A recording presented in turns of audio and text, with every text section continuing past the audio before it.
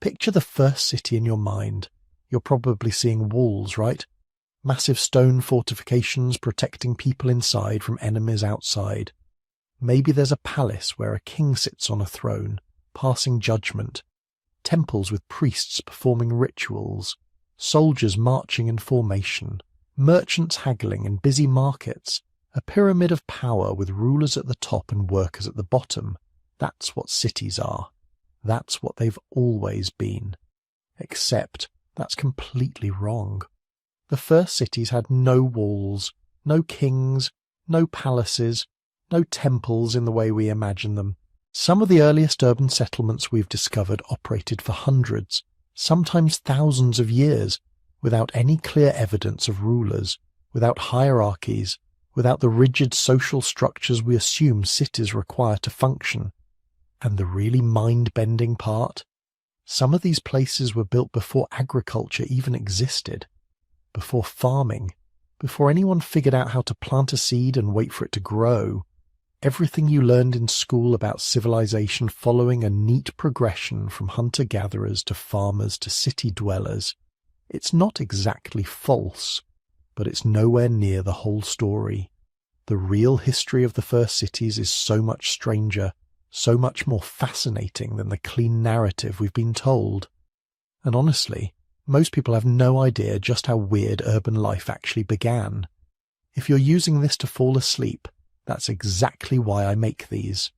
So maybe subscribe and tell me where you are and what time it is. I check the comments and it's like Tokyo at sunrise, Toronto at midnight, all at once. There's something beautiful about all of us scattered across the planet, exploring the same ancient mysteries together. Here's the thing that keeps archaeologists up at night.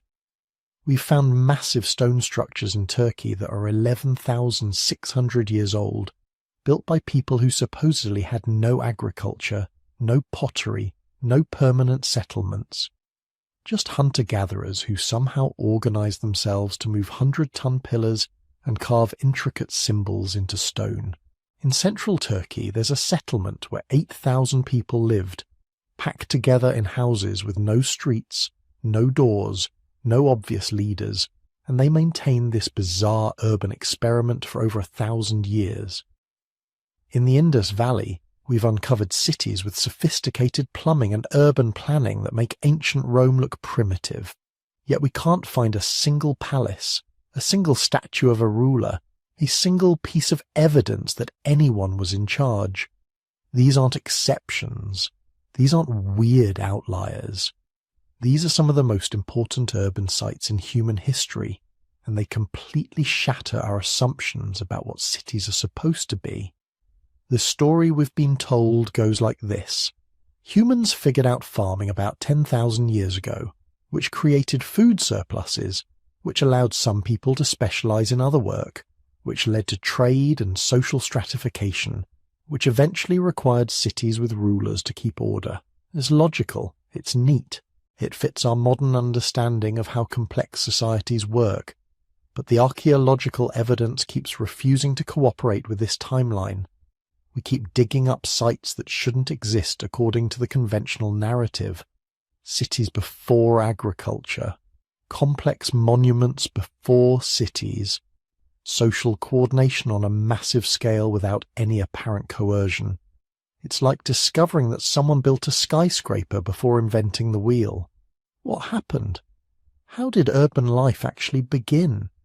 Why did our ancestors choose to live packed together with thousands of strangers when they could have stayed in small mobile groups? And why do so many of the earlier cities look nothing like what came after? These aren't just academic questions. The way the first cities formed tells us something fundamental about human nature, about what we need to thrive, about what kinds of social arrangements are possible. Because here's the uncomfortable truth. Most of human history doesn't look like what we have now. For thousands of years, people built cities without creating kings. They organized complex societies without police forces. They lived in dense urban environments without developing the hierarchies we assume are necessary for civilization to function. And then, at some point, that changed. Walls appeared. Rulers emerged. Armies formed. The question isn't just how cities began. It's why they became what they are today, and whether they had to turn out this way at all.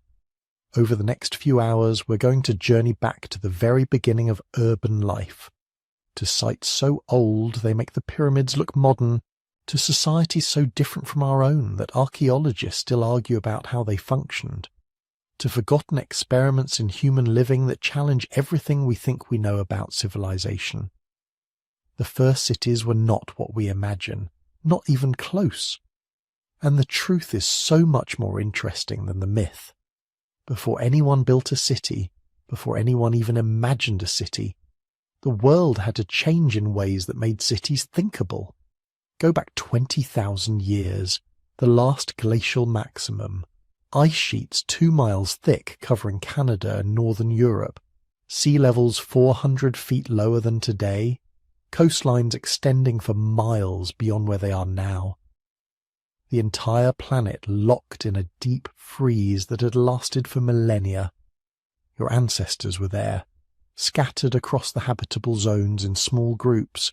They weren't struggling exactly. These were the descendants of bottleneck survivors, people whose genetic lineage had been refined by hundreds of thousands of years of crisis management. They knew how to read landscapes, how to predict animal movements, how to find water in impossible places. They had mental maps of territories spanning hundreds of miles, updated yearly through networks of kinship and trade. But they were mobile. They had to be. Resources weren't concentrated enough to support staying in one place year-round. So they moved, following seasonal patterns that had been refined over countless generations. Summer camps near rivers rich with spawning fish. Autumn gathering sites where nut-bearing trees clustered. Winter refuges in caves or constructed shelters where stored foods could see them through the lean months. This wasn't primitive. This was sophisticated. These people knew more about their local ecosystems than most modern humans know about anything. They could identify hundreds of plant species by leaf, flower, seed, and root. They understood animal behavior well enough to predict where herds would be weeks in advance. They had developed stone tool technologies so refined that modern researchers struggle to replicate them. And they had a social systems complex enough to maintain cooperation across vast distances. Gift exchange networks that move shells from coastal regions to groups living hundreds of miles inland. Marriage alliances that created kinship bonds between bands that rarely saw each other. Seasonal gatherings where multiple groups would come together to trade, arrange marriages, share information, and probably engage in elaborate ceremonies that reinforce their cultural identity. But nobody stayed put. Not permanently, not yet. Then around 15,000 years ago, something shifted. Not everywhere, not all at once, but in certain regions the ice began its long retreat. And as it melted, it revealed landscapes that were unlike anything humans had seen before. In the Levant, that narrow corridor of land bridging Africa, Europe, and Asia, the climate began warming faster than almost anywhere else. Rainfall increased. Springs that had been dry for millennia began flowing again. And most importantly, certain plants that had been restricted to small refuges during the Ice Age began spreading explosively across the newly hospitable landscape. Wild cereals, wild wheat, wild barley, plants with large, nutritious seeds that grew in dense stands. These weren't domesticated yet, not even close, but they were abundant in ways that fundamentally changed the survival calculus. Here's the thing about wild cereals. They're labour-intensive to harvest, sure. You need specialised tools, baskets, processing equipment, but they provide massive caloric returns. An acre of wild wheat could feed a family for months. And unlike animal prey, which can be overhunted or might migrate away, grain fields stay put. They're there year after year, predictable, reliable, abundant. This created something unprecedented in human history, regions where resources were concentrated enough that moving seemed unnecessary. Why trek 50 miles to the next valley when everything you need is within a day's walk? This is what researchers call the abundance hypothesis. Not that life became easy, but that certain environments became rich enough to support permanent occupation. The rewards of staying put finally outweighed the risks. The Natufian culture emerged in this context around 14,500 years ago. These people weren't farmers yet, they didn't plant seeds or breed animals, but they weren't typical hunter-gatherers either. They were something in between, something new. They built villages. Not seasonal camps, but permanent structures designed to last for generations. Stone foundations supporting walls of wood and reed. Storage pits dug deep into bedrock. Grinding stones so heavy they clearly weren't meant to be transported. These were people committing to place in ways their ancestors never had. Archaeological sites like Ain Malahar show Natufian communities of several hundred people living year-round in the same location. They were harvesting wild cereals with stone sickles, storing surplus grain in plastered pits, and probably engaging in fairly complex systems of food sharing and labour organisation. You can't have 300 people living together without rules about who gets what and who does which work. But even earlier, there were experiments. Ohalo II, near the Sea of Galilee, dates to 23,000 years ago, right in the middle of the last glacial period. It wasn't a city, wasn't even really a village, just a small cluster of brush huts occupied by a single extended family. But they stayed there long enough to leave behind 6 distinct dwelling structures, grinding stones, storage features, and over 140,000 plant remains representing nearly 150 species. They were testing permanence, seeing if staying put could work. Most of these early experiments failed. Groups would settle, stay for a generation or two, then something would go wrong. Resources would decline, conflicts would erupt, disease would strike, the site would be abandoned. People would return to the mobile lifestyles their ancestors had perfected. But each experiment taught lessons. Knowledge accumulated about which locations were most viable, which resources most reliable, which social arrangements most stable. And slowly, very slowly, the psychology shifted. For hundreds of thousands of years, human identity had been tied to movement, to intimate knowledge of vast territories, to the freedom to walk away from problems. Now a different possibility was emerging, the idea of belonging to a specific place, of building something that would last beyond your lifetime, of investing in structures and landscapes that would serve your grandchildren. This required new ways of thinking about property, about resources, about social relationships. When you're mobile, conflicts can be resolved by separation. You just move away from people you don't like. When you're settled, you have to develop more sophisticated conflict resolution systems, mediators, councils, shared rituals that reinforce cooperation. You also have to think about the future differently. Mobile hunter-gatherers think in terms of seasons, maybe years. Settled communities have to think in terms of decades, generations. Plant this tree, and your great-grandchildren will harvest its fruit. Build this house well, and it will shelter your family for a lifetime. The climate was enabling this shift, but also demanding it.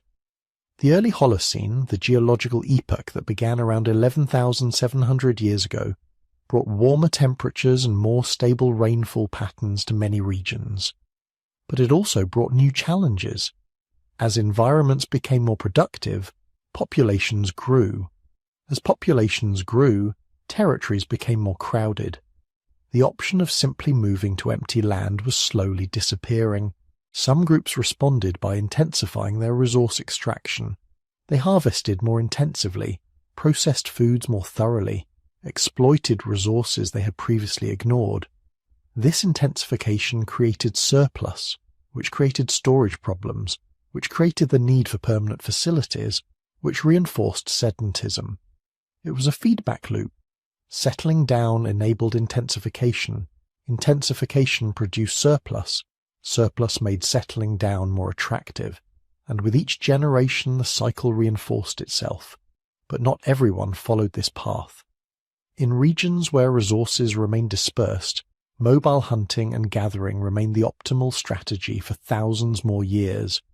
Permanence wasn't inevitable.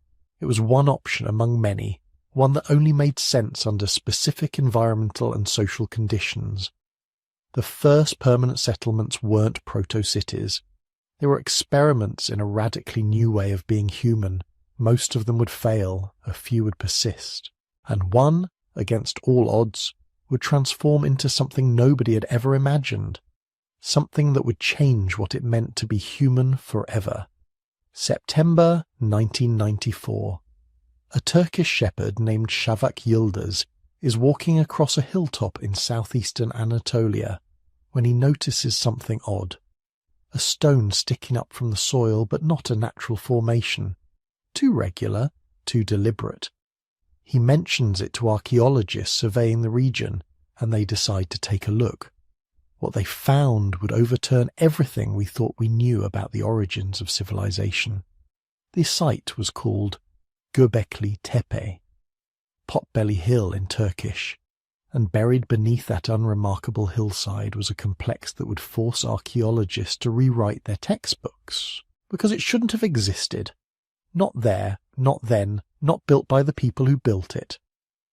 The first excavations revealed massive T-shaped limestone pillars, some standing over 15 feet tall and weighing up to 10 tons. They were arranged in circles, multiple circles, each enclosure containing a dozen or more pillars. The pillars weren't crude standing stones. They were precisely carved, their surfaces covered with elaborate reliefs of animals. Foxes, lions, bulls, scorpions, serpents, wild boar, gazelles, and birds that archaeologists still struggle to identify. Some pillars show abstract symbols that might be writing, or might be something else entirely. We don't know. But here's what made archaeologists' brains short-circuit. When they dated the site, the results came back impossibly old. 11,600 years. Some structures might be even older, pushing back toward 12,000 years. That's 6,000 years before Stonehenge. 7,000 years before the pyramids is from a time when humans weren't supposed to be building anything. Because according to every archaeological timeline, every textbook narrative, every cherished theory about human development, this was impossible. The people who built Gobekli Tepe were hunter-gatherers.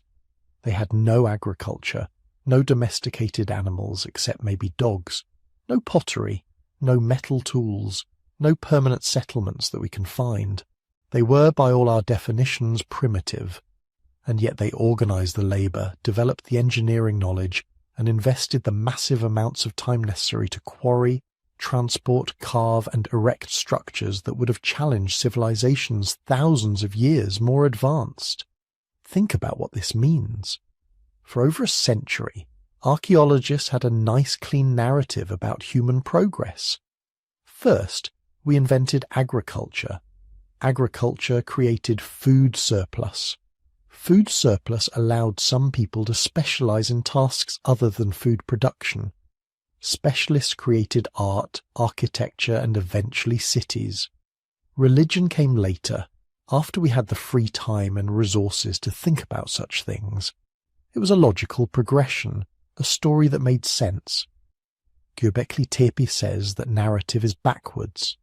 These people built monumental religious architecture first. They created art first. They organized large-scale communal projects first. And then, maybe, possibly, because they were gathering in large numbers at this site, they invented agriculture. The temple came before the farm. The sacred came before the settlement. The logistics alone are staggering. Each of those massive pillars had to be quarried from limestone bedrock using stone tools. Not easy. Not quick. Then they had to be transported, probably on log rollers, from the quarry to the hilltop, then erected probably using ramps and ropes and coordinated teams pulling in unison, then carved with those elaborate animal reliefs using nothing but stone chisels and patience. How long does it take to carve a 10-ton pillar with stone tools? Months? Years? And while all this construction was happening, someone had to feed the workers. Hundreds of people, maybe thousands, gathering at this site over years or decades. Where did the food come from? The animal bone evidence provides some answers, but also raises more questions. The bones at Gobekli Tepe are overwhelmingly from wild animals, gazelles mostly, but also wild cattle, wild sheep, wild boar. These animals were hunted, butchered, and probably consumed in massive communal feasts. We're not talking about family dinners. We're talking about hundreds of people gathering to share massive quantities of meat. Some of the animal bones show signs of careful processing, marrow extraction, systematic butchering, even possible ritual treatment. There are cut marks in places that suggest the removal of meat for display rather than consumption. Were they creating some kind of ceremonial offering, leaving portions for gods or spirits, or just showing off the success of the hunt? But here's what really challenges our understanding. Coordinating these feasts required planning on a scale we didn't think hunter-gatherers were capable of. Someone had to organize the hunts. Someone had to coordinate the timing so that multiple groups arrived at the same time. Someone had to manage the food distribution. Someone had to make sure there was enough to go around. This implies hierarchies, specialized roles, probably some form of leadership structure that could maintain authority over groups coming from different territories. And the site kept growing. Over the centuries they built more enclosures, each one slightly different, each one with its own arrangement of pillars and its own unique carvings. Then, strangest of all, they deliberately buried them. Not abandoning them to decay naturally, but carefully filling in the enclosures with rubble and soil, preserving them perfectly for archaeologists 11,000 years later. Then they'd build a new enclosure on top. Layer after layer, generation after generation, this process continued for over 1,000 years. Why? Why would they bury perfectly functional structures? Some archaeologists think it was ritual, each generation creating their own sacred space, then deliberately entombing it before starting fresh. Others think the buried enclosures were becoming spiritually exhausted or polluted and needed to be sealed away.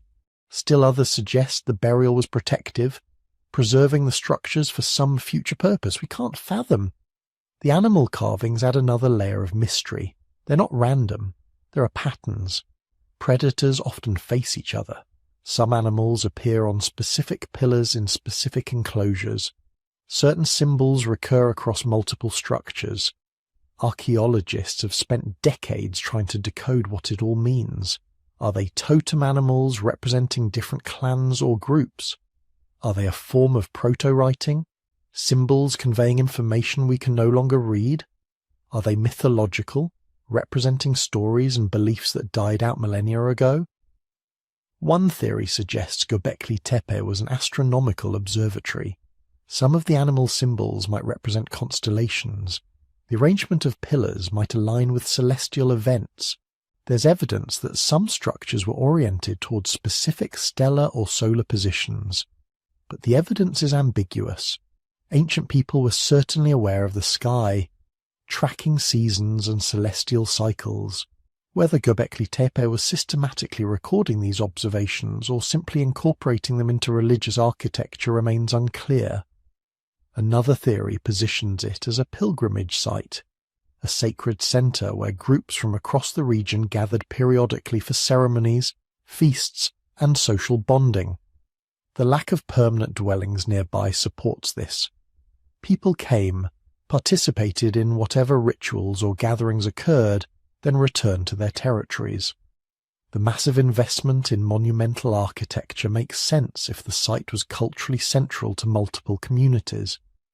Building impressive structures would demonstrate devotion, strengthen group identity, and create a shared sacred landscape. But maybe the most radical interpretation is that Gobekli Tepe was a school, not in the modern sense, but a place where knowledge was transmitted, where master craftsmen taught apprentices how to carve stone, where spiritual leaders passed down oral traditions, where different groups exchanged information about resources, hunting territories, tool-making techniques.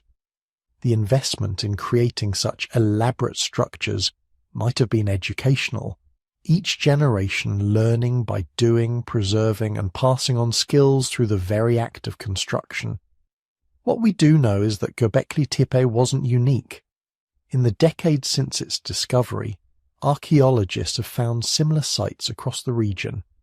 Karahan Tepe, discovered in 1997 but only seriously excavated in recent years, features similar T-shaped pillars and elaborate carvings. It might be even older than Gobekli Tepe.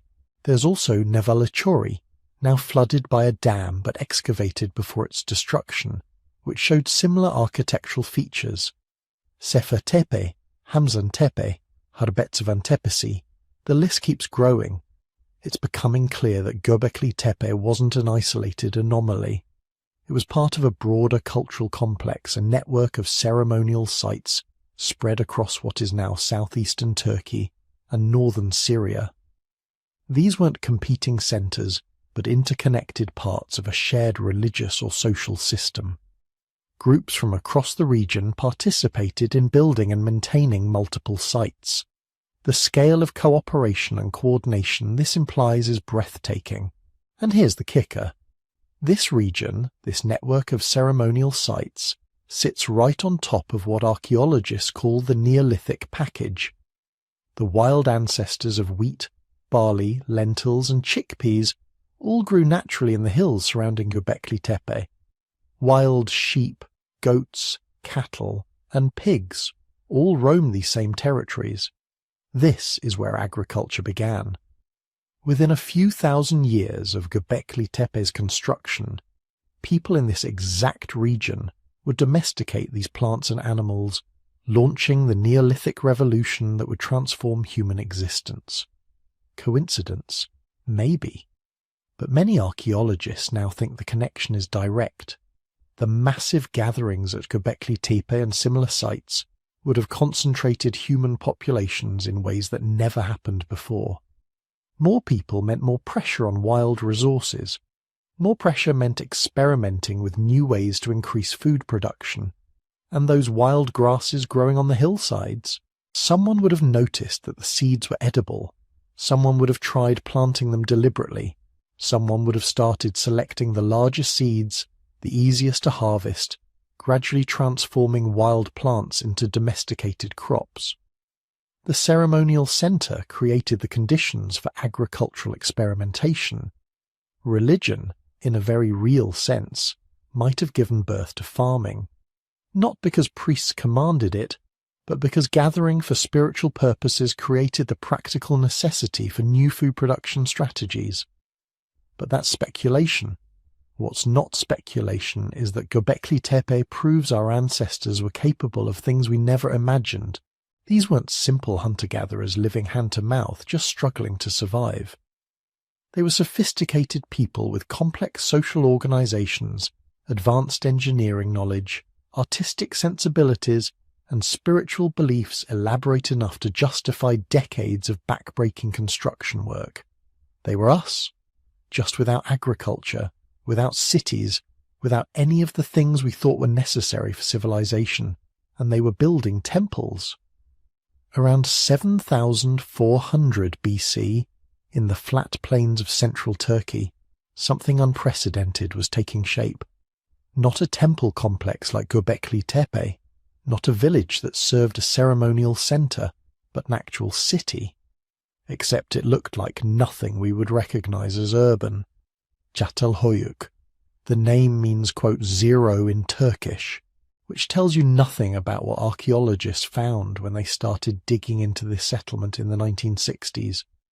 What they discovered was a place where up to 8,000 people lived, pressed together in a honeycomb of identical mud brick houses, a place that had been continuously occupied for nearly 2,000 years, a place that shouldn't have been possible according to everything we thought we knew about how human societies scale up. Because Chatal Hoyuk had no streets, none, no alleyways, no public squares, no marketplace, no temple district, just houses. Hundreds upon hundreds of rectangular mud brick houses packed so tightly together that their walls literally touched, creating a continuous surface. The entire settlement was essentially one massive building complex, and the roofs were the streets. Think about what that means for a moment. You're living in Chatal Hoyuk 9,000 years ago. You wake up in the morning. To leave your house, you don't open a door onto a street. You climb a ladder through a hole in your roof. You emerge onto the flat roof of your home, which is also the floor of your neighborhood. Around you spread hundreds of similar roofs, creating an artificial landscape of compacted mud that you can walk across for hundreds of meters in any direction. Somewhere nearby, maybe 10 houses over, smoke rises from another roof entrance where your neighbor's family is cooking breakfast. To visit that neighbor, you walk across the rooftops until you reach their entrance, then climb down their ladder into their house. The entire city functioned this way. Movement happened above ground level. Everything important happened below, in the cool, dark interiors where families lived, worked, cooked, and buried their dead. Yes, buried their dead. Because Chatal Hoyuk had another peculiarity that makes modern archaeologists slightly uncomfortable. The people who lived there didn't bury their dead in cemeteries outside the settlement. They buried them beneath the floors of their houses, right under where they slept, cooked, and raised children. Not just one or two ancestors, multiple generations. Some houses have been found with dozens of burials beneath their floors, creating layers of bones that span centuries, and the residents didn't just bury and forget. They dug up the skulls. They plastered them with clay to recreate facial features. They painted them. They kept them in their homes, probably in special niches in the walls, living quite literally with the faces of their grandparents and great-grandparents watching over them. This wasn't some primitive superstition. This was a sophisticated ancestor cult, a religious system that bound families to specific houses, specific pieces of ground, specific lineages stretching back generations. When you lived in Chatal Hoyuk, your house wasn't just shelter. It was a shrine to your family's history, a physical connection to every ancestor who had lived and died in that exact spot. The archaeological evidence suggests people rebuilt their houses on the same foundations over and over. When a house got too old or began to collapse, the family would carefully demolish the upper walls, fill the interior with clean dirt to create a platform, then build a new house on top of the old one. The floor plan remained identical. The hearth went in the same place. The sleeping platforms occupied the same positions. Even the decorations often mimicked the house below. Generation after generation, century after century, families maintained their connection to ancestral space with obsessive precision. And those decorations. The interior walls of Chatal Hoyuk houses were covered in art. Not occasional decoration, but elaborate painted murals and three-dimensional plaster reliefs that covered entire walls. Leopards rendered in spotted ochre, their bodies tense with predatory energy. Massive bulls with spreading horns. Vultures with naked heads circling over headless human corpses. Human-like figures with arms and legs spread wide, possibly shamans or deities. Some of the most striking images show rows of breasts with animal skulls emerging from them, plaster reliefs that might represent a mother goddess or fertility cult. Others display complex geometric patterns, networks of interlocking shapes that might have had symbolic or ritual meaning we can no longer decipher. This wasn't public art. These murals were inside private homes, visible only to family members and invited guests, which raises fascinating questions. Was each household conducting its own religious rituals? Did families compete to create the most elaborate decorations? Or was this art serving some other purpose entirely? perhaps marking lineage affiliations or recording historical events. We don't know. The people of Chatal Hoyuk left no writing, no obvious hierarchy of priests to interpret for us, just the art itself and the archaeological layers that preserve 9 millennia of daily life. What those layers tell us is even stranger than the roofless architecture or the ancestor burials. They tell us Chatal Hoyuk was a city of equals, not perfect equality, not some ancient communist utopia, but something remarkably close to it. The houses are all basically the same size, roughly 25 square meters. No palaces, no mansions with extra rooms for servants or storage. No obvious concentration of wealth in any particular area. The burials show similar patterns. No royal tombs loaded with gold and precious goods. No warrior elites buried with weapons and armor. Just people, men and women and children, interred beneath their family floors with modest grave goods. Maybe some beads, some stone tools, occasionally a special piece of obsidian. The diet was similar across the settlement. Everyone ate the same foods, wheat and barley cultivated in fields outside the city, lentils and peas, some wild game hunted in the surrounding plains. Analysis of human remains shows no significant differences in nutrition between individuals, no evidence of a class that ate better than everyone else. Even the manufacturing showed little specialization. Most families seem to have produced their own stone tools, woven their own textiles, made their own pottery. There were some specialists, people particularly skilled at working obsidian or creating the fine clay figurines that Chatal Hoyuk residents seemed to love. But these specialists lived in the same houses as everyone else, were buried the same way, showed no obvious markers of elevated status. For archaeologists trained on Mesopotamian cities with their massive temples and royal palaces, on Egyptian settlements dominated by monuments to divine kings, Chatal Hoyuk was profoundly disorienting. Here was a city of thousands, sustained for nearly 2 millennia, that showed no evidence of the hierarchy everyone assumed was necessary for urban life. So how did it work? How did 8,000 people coordinate without chiefs or administrators or priests commanding from temples? The answer seems to be the houses themselves. Those densely packed, roof-entered, ancestor-filled houses weren't just dwellings. They were the basic unit of social organization. Each house represented a lineage, a family line extending back generations. The families maintained their own food stores, conducted their own rituals, decorated their own walls, buried their own dead. They were largely self-sufficient, but they were also embedded in a network. Neighbors shared rooftop space. Multiple families cooperated to maintain the mud brick surfaces everyone walked on. They worked together during the harvest. They probably exchanged marriage partners, creating kinship ties that linked houses across the settlement. The uniformity of house size and burial practices suggests powerful social norms, unwritten rules about equality that everyone understood and enforced. This was governance by consensus and custom, not by command. No one could force you to do anything because no one had concentrated enough power. But everyone was watched by everyone else.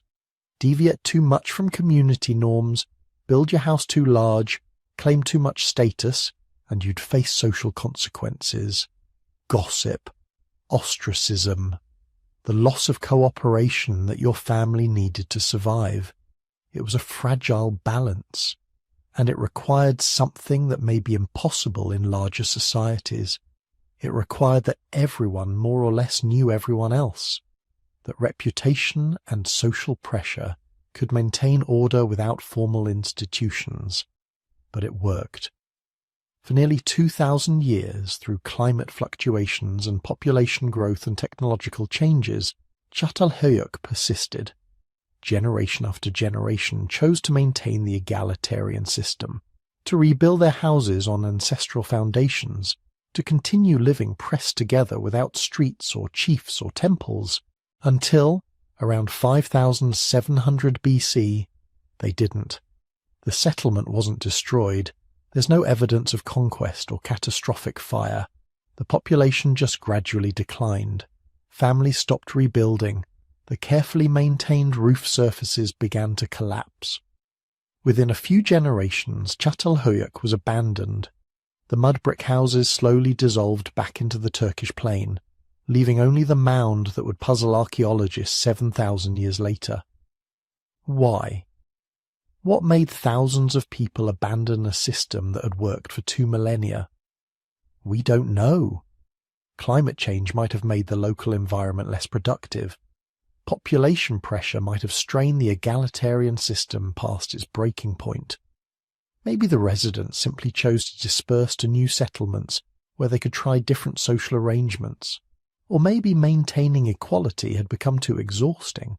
Maybe after 2,000 years, people were tired of living in identical houses, tired of the constant social monitoring that prevented anyone from accumulating too much, tired of entering their homes through roof hatches when the technology to build streets and doors had long been available. Whatever the reason, Chatal Hoyuk's experiment ended, and the future of cities would look very different. Hierarchy was coming. Chiefs and priests and kings who could command rather than persuade. Monuments that would dwarf any private home. Social systems that would create vast gaps between rich and poor. But for 2 millennia, thousands of people had proven that another way was possible. That cities didn't require rulers. That urban life could be organized around equality rather than domination.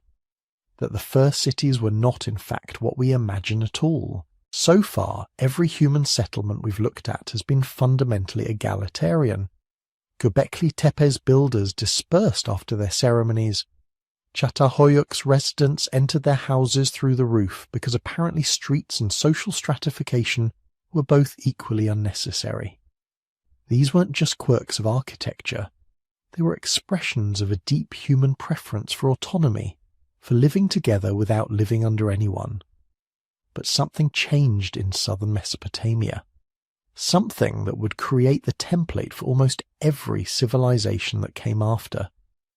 And here's the uncomfortable truth. We still don't fully understand why humans accepted it. Why did people who had lived for thousands of years without kings suddenly bow to them? Why did societies that functioned perfectly well without hierarchies build ziggurats to lords and masters? The answers aren't simple, and they're not particularly reassuring. Around 5,400 BCE, people started moving into the marshy plains of southern Iraq. This wasn't prime real estate. Not like the northern hills with their reliable rainfall and fertile soil. The south was hot, flat, and unpredictable. The Tigris and Euphrates rivers flooded violently in spring, then dwindled to muddy trickles in summer. Natural resources were scarce. No timber, no stone, barely any metal, just reeds, mud, and the searing sun. But it had one crucial advantage: agricultural potential, if you could control the water. And that, quote one, turned out to be the hinge on which human social organization would turn. The first southern settlements were tiny, little clusters of reed houses built on whatever high ground the marsh offered.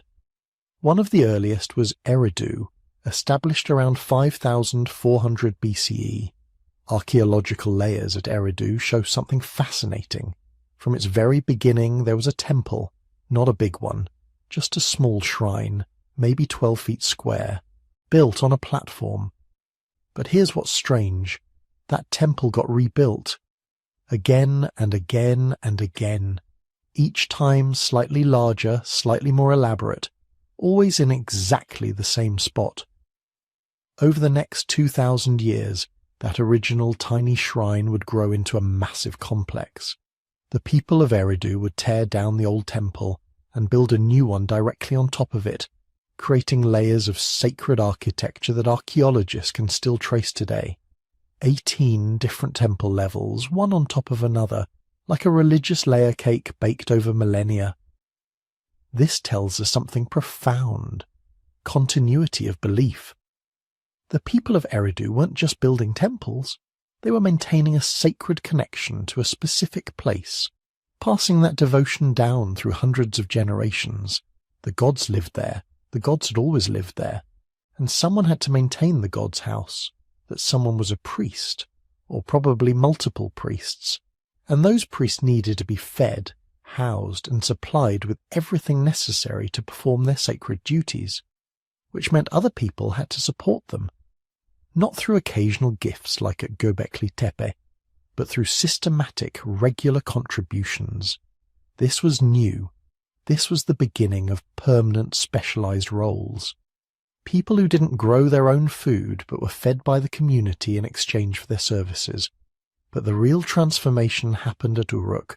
Around 4000 BCE, Uruk began growing. Not slowly, not gradually, but explosively. Within a few centuries it had ballooned into something the world had never seen before. A city of perhaps 40,000 people, possibly more, the first true metropolis.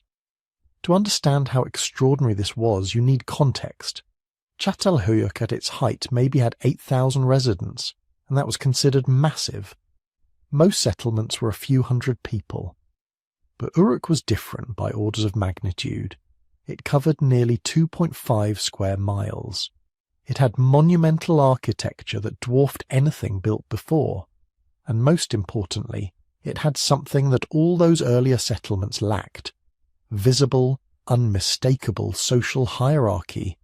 The evidence is everywhere, in the massive temple complexes that dominated the city centre, in the standardized housing that shows clear distinctions between elite residences and workers' quarters, in the workshops producing luxury goods that only some people could have afforded, in the fortification walls that required coordinating thousands of labourers, and in the tablets. Oh, those tablets. Around 3200 BCE, someone in Uruk made a mark on a clay tablet that would change human history forever. Not a decoration, not art, an accounting record, a note about grain deliveries or livestock distributions. We call it writing, but it wasn't what we imagine. These weren't poems or prayers, they were receipts. The earliest writing was purely administrative. Symbols representing commodities, grain, beer, sheep, cattle, numbers indicating quantities, names or signs indicating recipients or responsible officials. That's it. For centuries, that's all writing was used for. Bureaucracy, control, keeping track of who owed what to whom. Think about what that means. Writing didn't emerge from a desire to record history or express ideas. It emerged from the need to manage complexity, to track the enormous quantities of goods flowing into temples and redistributed to workers, to maintain records across years and administrations, to create accountability in an increasingly stratified system. Because that's what Uruk was becoming. Stratified. The archaeological evidence shows distinct social classes emerging. At the top, a priestly elite who controlled the temple complexes and their enormous stores of wealth. Below them, skilled craftsmen, potters, weavers, metal workers, each specializing in a single trade.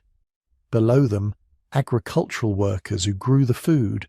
And below them, labourers who did the hard, dirty work of building and maintaining the city's infrastructure. This wasn't subtle. Elite burials from this period contain jewellery, fine ceramics and elaborate grave goods. Common burials contain almost nothing. The difference isn't just visible, it's stark, proclamative. Some people had wealth and status. Others had neither. But why? Why did people accept this? Why didn't they just leave, like the builders of Gobekli Tepe did after each gathering? Why stay and work for people who clearly controlled more resources and wielded more power? The traditional answer involves irrigation. Southern Mesopotamia's agricultural productivity depended on controlling floodwaters through canals, dikes, and reservoirs. These systems required coordination, maintenance, and defense. Someone had to organize the labor. Someone had to allocate water rights. Someone had to settle disputes. That someone became powerful because everyone depended on the system they managed. This theory, sometimes called hydraulic despotism, makes intuitive sense. Complex irrigation requires centralized management, which concentrates power, which creates hierarchy. Problem solved. Except the evidence doesn't quite support it. Early irrigation systems in southern Mesopotamia were relatively simple. Small-scale canals managed by individual villages. The massive regional systems came later, after the hierarchies were already established. The big irrigation projects seem to be consequences of centralized power, not causes. So what else? Another theory emphasizes warfare. As populations grew and resources became contested, settlements needed defense. Walls, weapons, coordinated fighting forces. Military leadership naturally creates hierarchy. The successful war leader accumulates prestige, then power, then permanent authority. His descendants become an aristocracy. There's evidence for this too. Uruk and other early Mesopotamian cities built impressive fortifications. Cylinder seals from the period show battle scenes with clear leaders commanding troops. Later Mesopotamian texts are obsessed with military conquest, but again, the timeline is fuzzy. Were the hierarchies creating armies, or were the armies creating hierarchies? The third explanation is ideological. Maybe people accepted hierarchy because they were convinced it was necessary, that the gods demanded it. That cosmic order required earthly reflection. The king wasn't just a powerful man. He was the god's representative, the bridge between heaven and earth.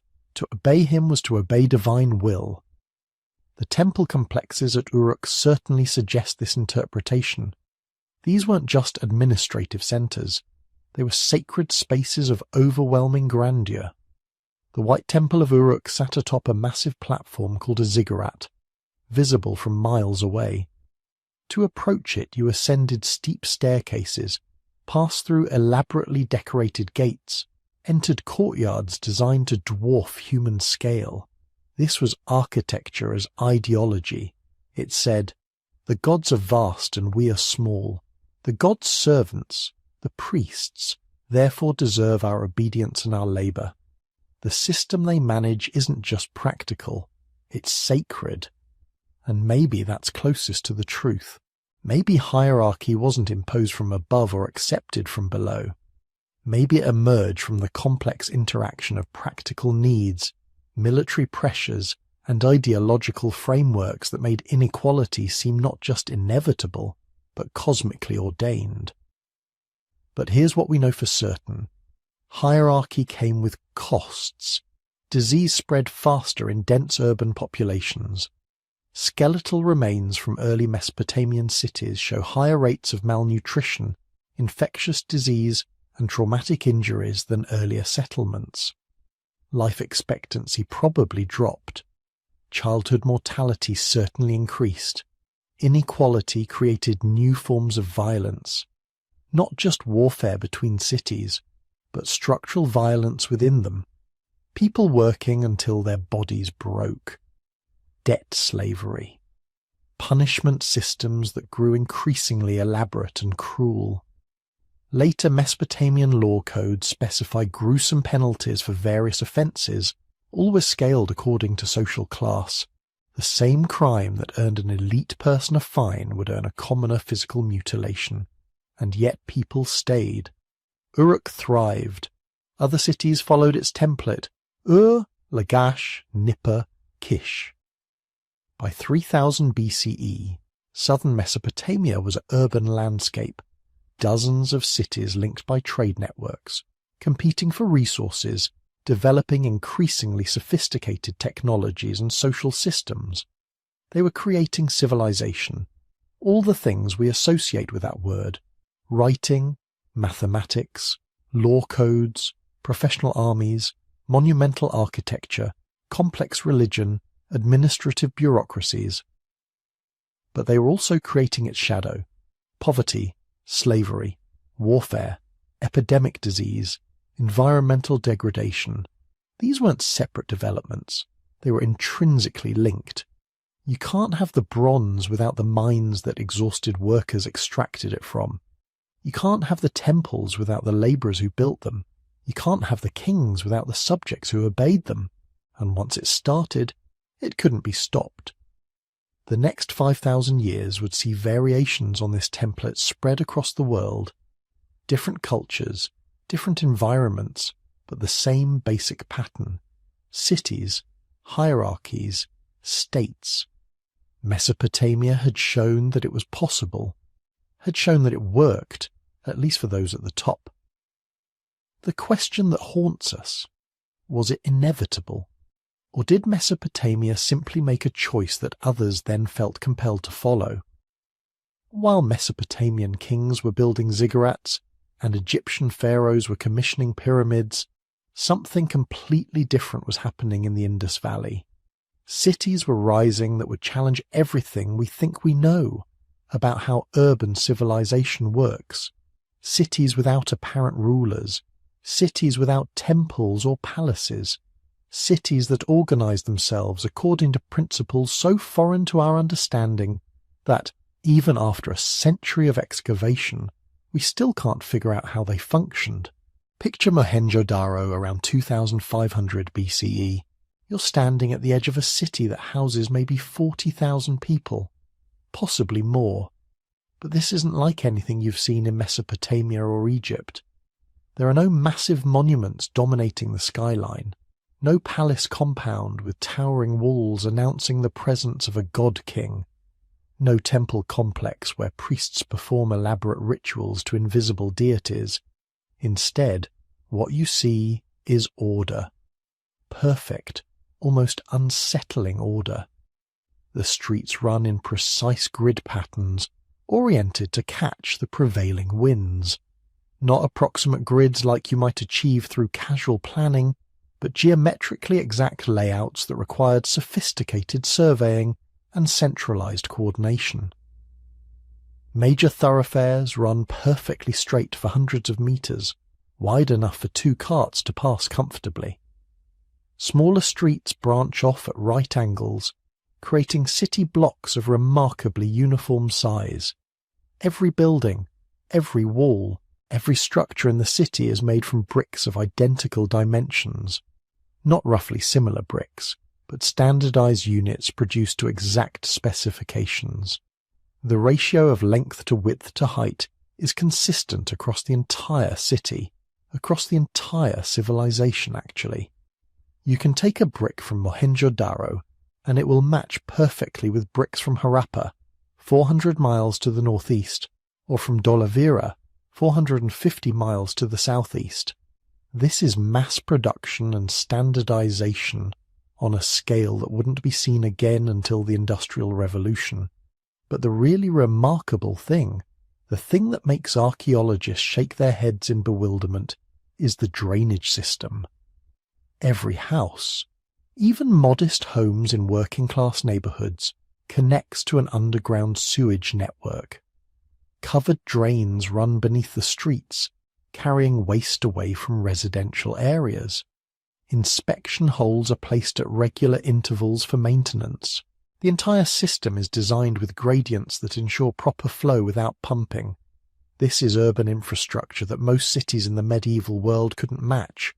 Some Victorian-era cities had worse sanitation than Mohenjo-Daro in 2500 BCE.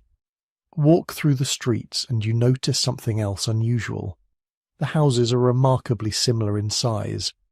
There are larger homes and smaller ones, certainly, but nothing like the massive disparities you see in Mesopotamian cities where elite compounds dwarf the hovels of common workers. No palatial estates proclaiming the wealth and power of their owners. Just street after street of solid, well-built homes with private wells, bathing platforms and waste disposal systems. The uniformity extends to what's missing. No weapons.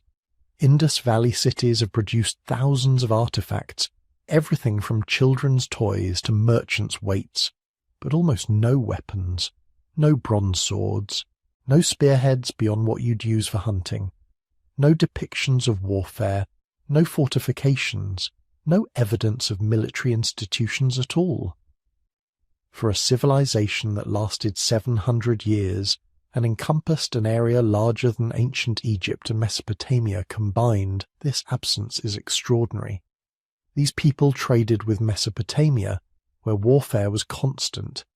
They knew weapons existed. They just apparently decided not to make them central to their society. Then there's the structure that really confuses everyone. The Great Bath at Mohenjo-Daro. It's a massive public facility, about 40 feet long and 20 feet wide, built with waterproof bricks sealed with natural tar. Steps lead down into the water on both ends. Smaller rooms surround it, possibly for changing or private bathing. The whole complex sits on a raised platform in the centre of the city, suggesting it was important, possibly sacred. But we have no idea what it was for. Ritual purification? Public bathing? Some ceremony we can't even imagine? There are no inscriptions explaining its purpose, no art depicting its use, just this beautifully engineered pool that clearly mattered a great deal to the people who built it, for reasons that remain completely mysterious. And that's the frustrating thing about the Indus Valley civilization. Everything is there, perfectly preserved by the dry climate, but nothing explains itself. We have their cities, their tools, their seals, their weights and measures. We have evidence of their trade network stretching from Afghanistan to the Persian Gulf, but we can't read their writing, we don't know their language, and we can't identify their rulers or understand their political system. The script is particularly maddening. Over 4,000 inscribed objects have been recovered, mostly small seals used for marking trade goods. The symbols are clearly writing, not just decorative designs. They're too systematic, too consistently structured. But the inscriptions are all frustratingly short, usually just a few symbols. The longest known text is only 26 characters. It's like trying to understand English literature by reading nothing but shipping labels. You might figure out some basic vocabulary, but you'd miss everything about grammar, syntax, and meaning. Without a bilingual inscription, without longer texts, without anything to provide context, the Indus script remains one of archaeology's great unsolved mysteries. What we can figure out from those seals is that trade mattered enormously to Indus Valley society. The seals depict animals, some real and some fantastical. Bulls, elephants, tigers, rhinoceroses, creatures that suggest the Indus people lived in close relationship with a diverse and abundant natural world. The seals were used to mark goods, identifying their origin or owner. Impressions of these seals have been found as far west as Mesopotamia, evidence of trade networks spanning thousands of miles. Indus merchants were shipping carnelian beads, cotton textiles, and precious stones to Mesopotamian cities. They were importing copper and tin, lapis lazuli from Afghanistan, turquoise from Iran. They had developed standardized systems of weights and measures that facilitated this trade. Every Indus city used the same weight system, based on ratios that were consistent across the entire civilization. But here's what's remarkable. Unlike Mesopotamian trade, which was controlled by temple complexes and palaces, Indus Valley commerce seems to have operated through different mechanisms. There are no central warehouses, no obvious administrative buildings where trade would be regulated. The uniform weights suggest coordination, but the absence of palaces suggests that coordination happened through consensus rather than command. Some archaeologists think merchant councils ran these cities, groups of successful traders who met to establish standards and resolve disputes, but who didn't concentrate power in permanent hierarchies. Others suggest priest-kings, religious leaders who wielded authority through spiritual rather than military power. But there's no archaeological evidence for either theory. No council chambers, no religious iconography depicting priest-kings performing ceremonies. The most radical suggestion is that Indus cities were organized through some form of collective decision-making we can't quite conceptualize. that they developed urban institutions fundamentally different from the hierarchical systems that emerged in Mesopotamia and Egypt, that they proved, for 700 years, that cities could function through cooperation rather than coercion. But we're speculating, reading our hopes and theories into an archaeological record that refuses to provide clear answers.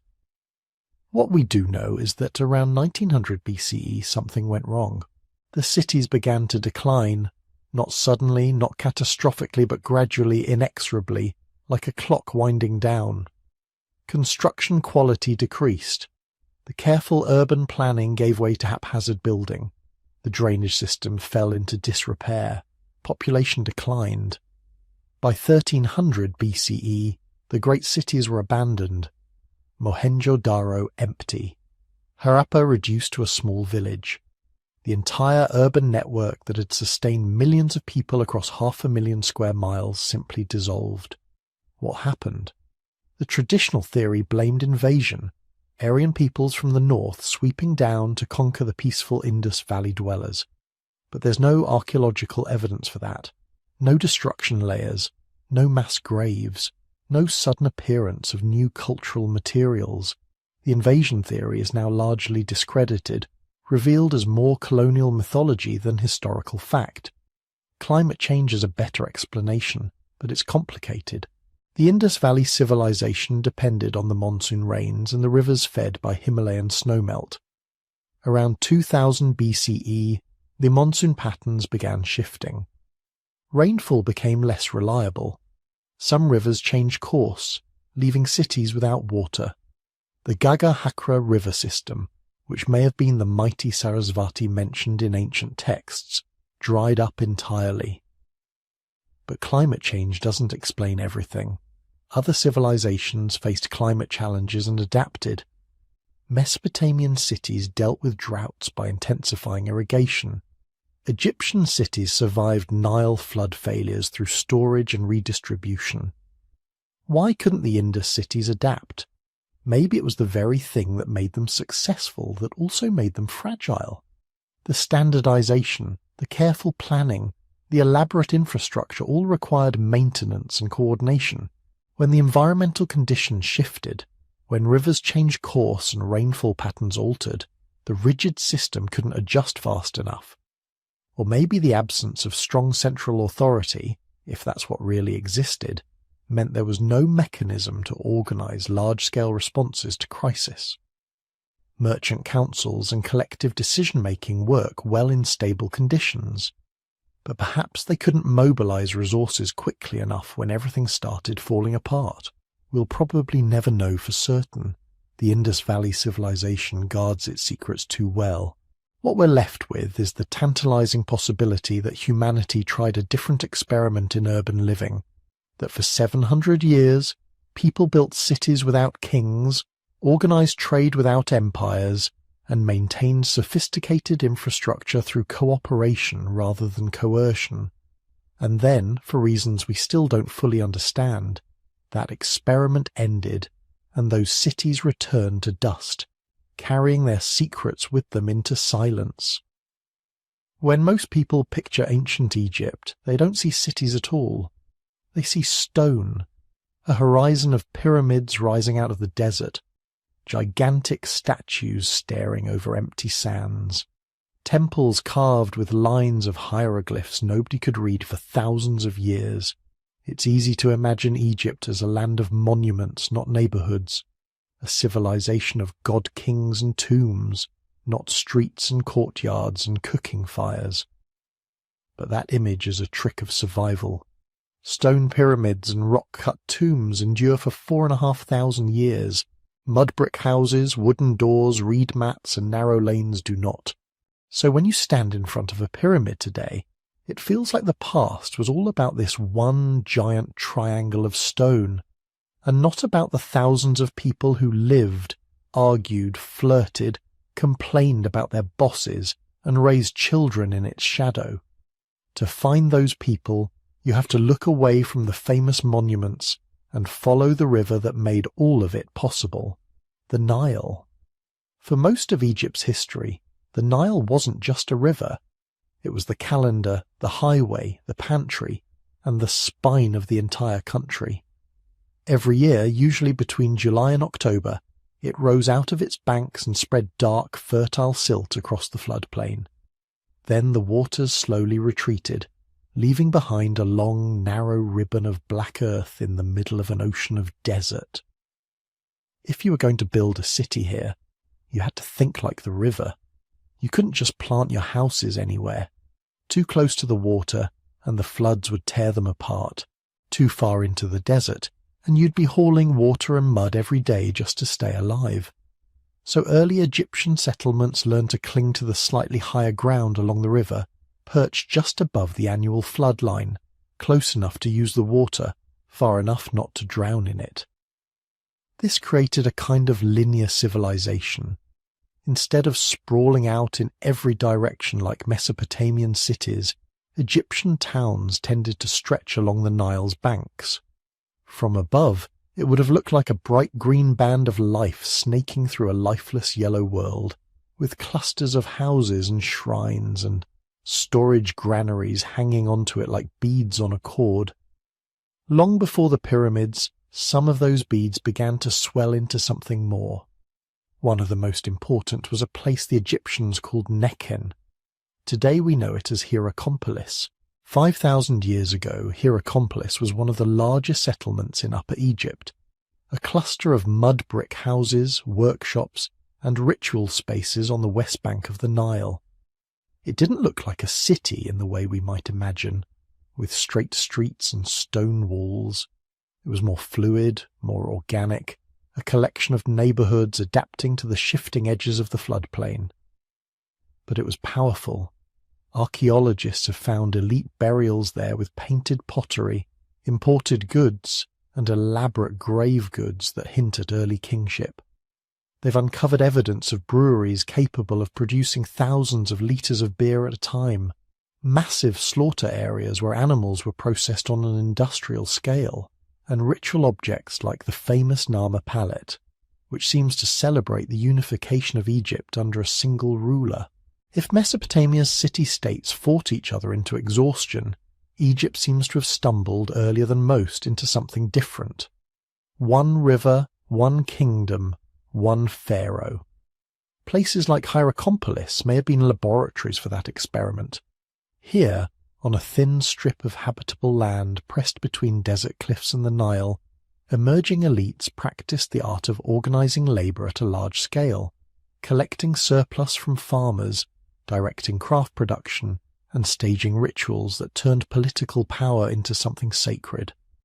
From this competition and consolidation, Egypt eventually unified around 3100 BCE. The king was no longer just a local strongman. He became a cosmic figure, the mediator between the gods, the river, and the people, and once that happened, the relationship between cities and power shifted again. Unlike in Mesopotamia, where cities like Ur and Uruk were independent powers, Egyptian cities were often satellites of something even larger, the institution of kingship itself. Memphis, for example, rises out of this moment. Founded near the apex of the Nile Delta, not far from where Upper and Lower Egypt meet, Memphis occupied a strategic position, a kind of hinge between north and south, between the many channels of the delta and the single ribbon of the river upstream. For much of Egypt's early history, Memphis served as a royal capital, a place where scribes, priests, craftsmen, and officials clustered around the king's court. But the city itself is almost invisible today, its mud brick houses melted back into the soil long ago. What survives are the tombs and pyramids built in its desert cemeteries, Saqqara, Giza, Dahshur. So Memphis is known to us not by its living streets, but by its cities of the dead. The same pattern haunts Thebes. When you hear Thebes, you might think of colossal columns, hypostyle halls, towering obelisks, the temple complexes of Karnak and Luxor stretching for kilometers along the Nile, and they were monumental. They were meant to be. New Kingdom pharaohs poured wealth and labor into these temples, turning Thebes into a landscape of stone theology. every wall, every inscription, every colossal statue was part of a cosmic performance. The king feeding the gods blessing the land, the Nile rising on cue. But again, the actual city, the shops, the bakeries, the beer houses, the courtyards where children played, almost all of that has disappeared. To glimpse that world, you have to look at places that were never meant to be eternal. One of the best preserved is a small village tucked into a desert valley on the west bank of the Nile, across from Thebes, Deir el-Medina. On a modern map it's tiny, just a cluster of houses enclosed by a wall, a little rectangle of stone and mud surrounded by barren hills. Yet the people who lived here left behind one of the richest archives of everyday life from the ancient world. Deir el-Medina was a workers' village. Its inhabitants were specialized craftsmen, stonecutters, painters, carpenters, responsible for digging and decorating the royal tombs in the Valley of the Kings. They were state employees, paid in rations of grain, beer and other goods. They were literate at rates that would have been unthinkable for most ancient communities. And they wrote almost everything down. On scraps of limestone and broken pottery, they recorded letters, complaints, love poems, prayers, legal disputes, and even the earliest known record of a strike. When their rations were delayed, the workers of Deir el-Medina simply stopped going to the tombs, sat down in the temple precincts, and waited until officials came to negotiate. This is a very different picture of ancient Egypt than rows of silent labourers hauling stones under the whip. The archaeological and textual record from places like Deir el-Medina suggests complex labour organisation, with foremen, scribes, ration systems, and channels for grievances. Not always fair, not always gentle, but far from purely coercive. There are hints of social mobility too. Some workers came from families that had held these skilled positions for generations. Others seem to have risen from less privileged backgrounds, leveraging literacy, talent or patronage to secure a place in this relatively well-paid, relatively comfortable enclave. Widows could inherit property. Women participated in legal proceedings, owned goods, and sometimes held religious roles. Slavery existed, but the overall system of labour was more varied than a simple top-down command. And yet, all of this ordinary life unfolded literally in the shadow of pharaonic power.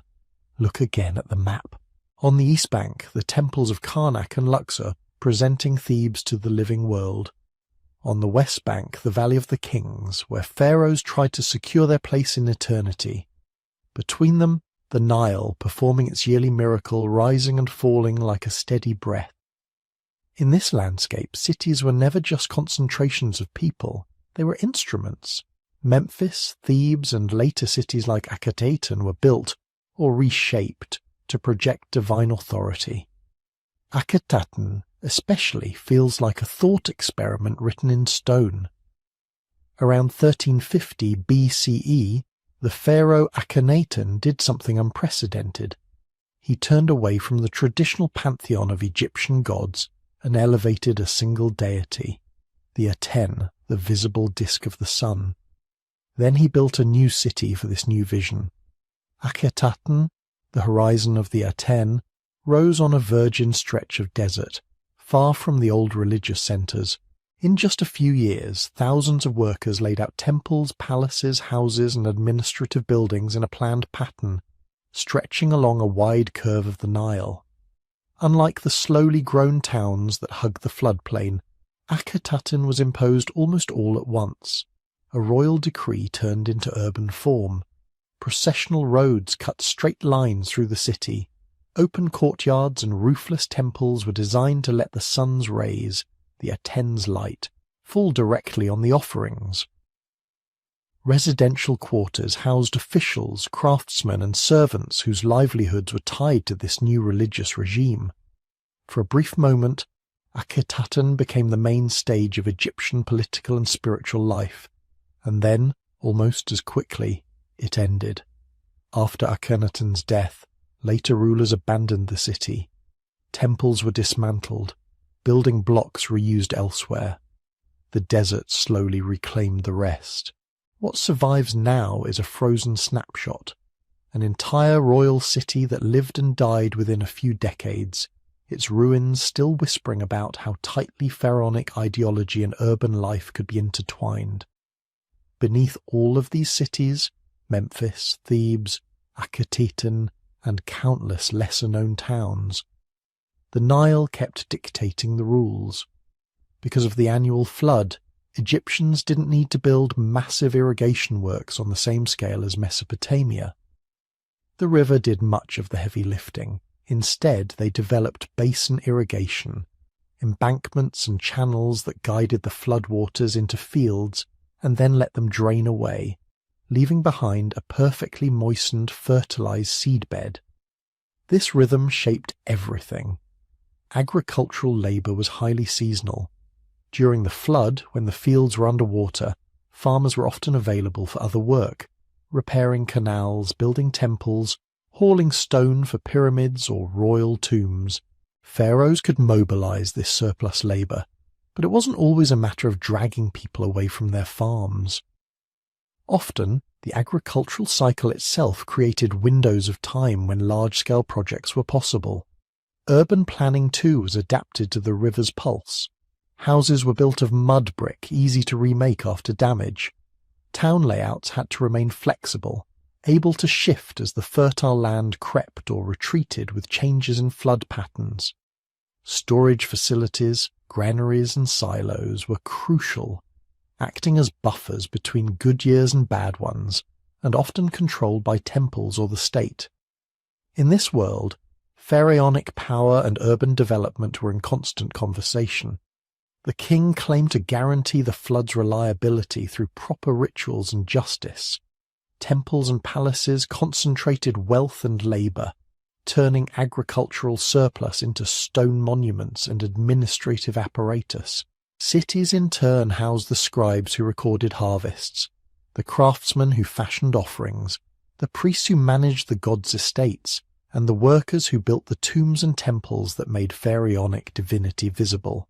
But if you walk through those cities day by day, you wouldn't see cosmic order so much as human improvisation.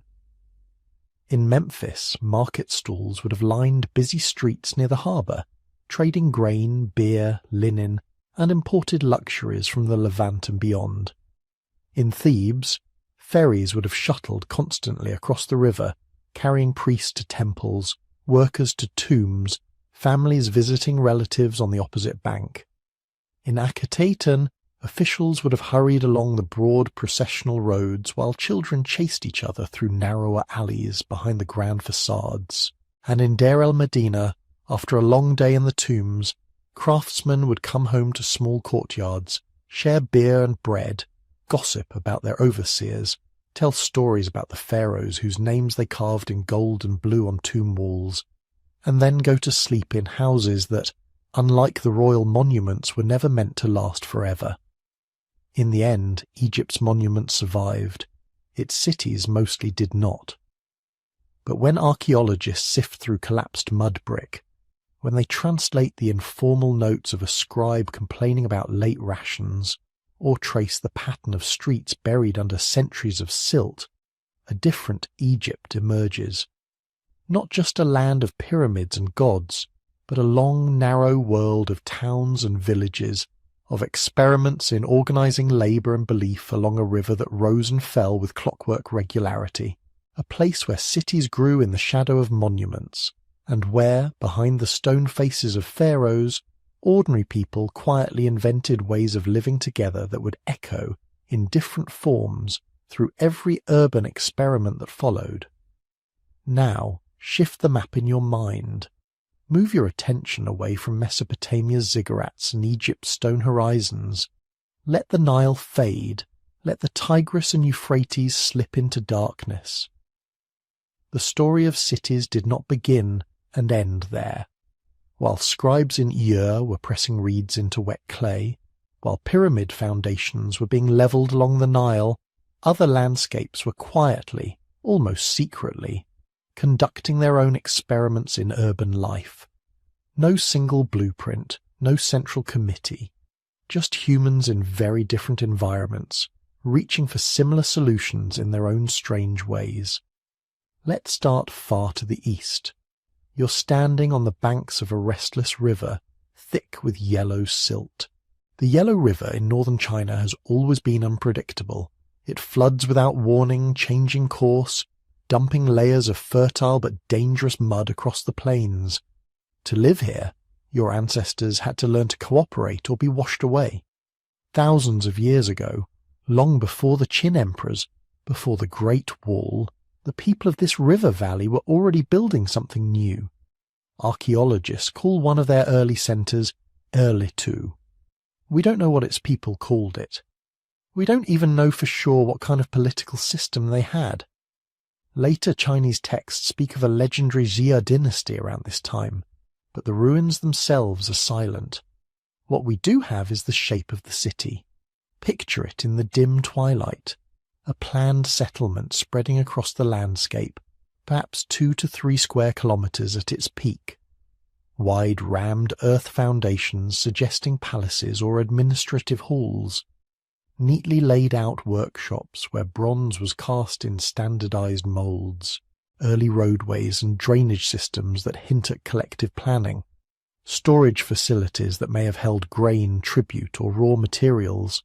Unlike Chatal Hoyuk, where houses were piled together like honeycombs, Erlitou has something cities hadn't quite shown before. Clear internal zoning. Some areas reserved for elites or ritual, others for production, others for living. Not yet the immense walled capitals of later Chinese dynasties, but not a village either, more like a prototype. From the air, if you could float above it in the quiet night, you'd see straight lines and rectangular courtyards, the faint geometry of authority starting to press itself onto the landscape. Bronze bells, ritual vessels, jade ornaments, objects that don't feed you, don't clothe you, but tell everyone who holds power and who does not. Here, urban life seems to be growing out of a tangle of things at once. Control of bronze technology, management of river floods and irrigation, emerging ritual hierarchies. A city is a place where metal, water and belief come together around a small group of people who can coordinate it all, or at least claim that they can. Now, fade that scene out. Slide your mind across the Pacific, across empty waves, long before these oceans carried ships and gunpowder and empires. Somewhere on the coast of what is now Peru, listen to another shore, another river valley, another experiment. Caral Soup. You wouldn't recognize it as a city, not at first.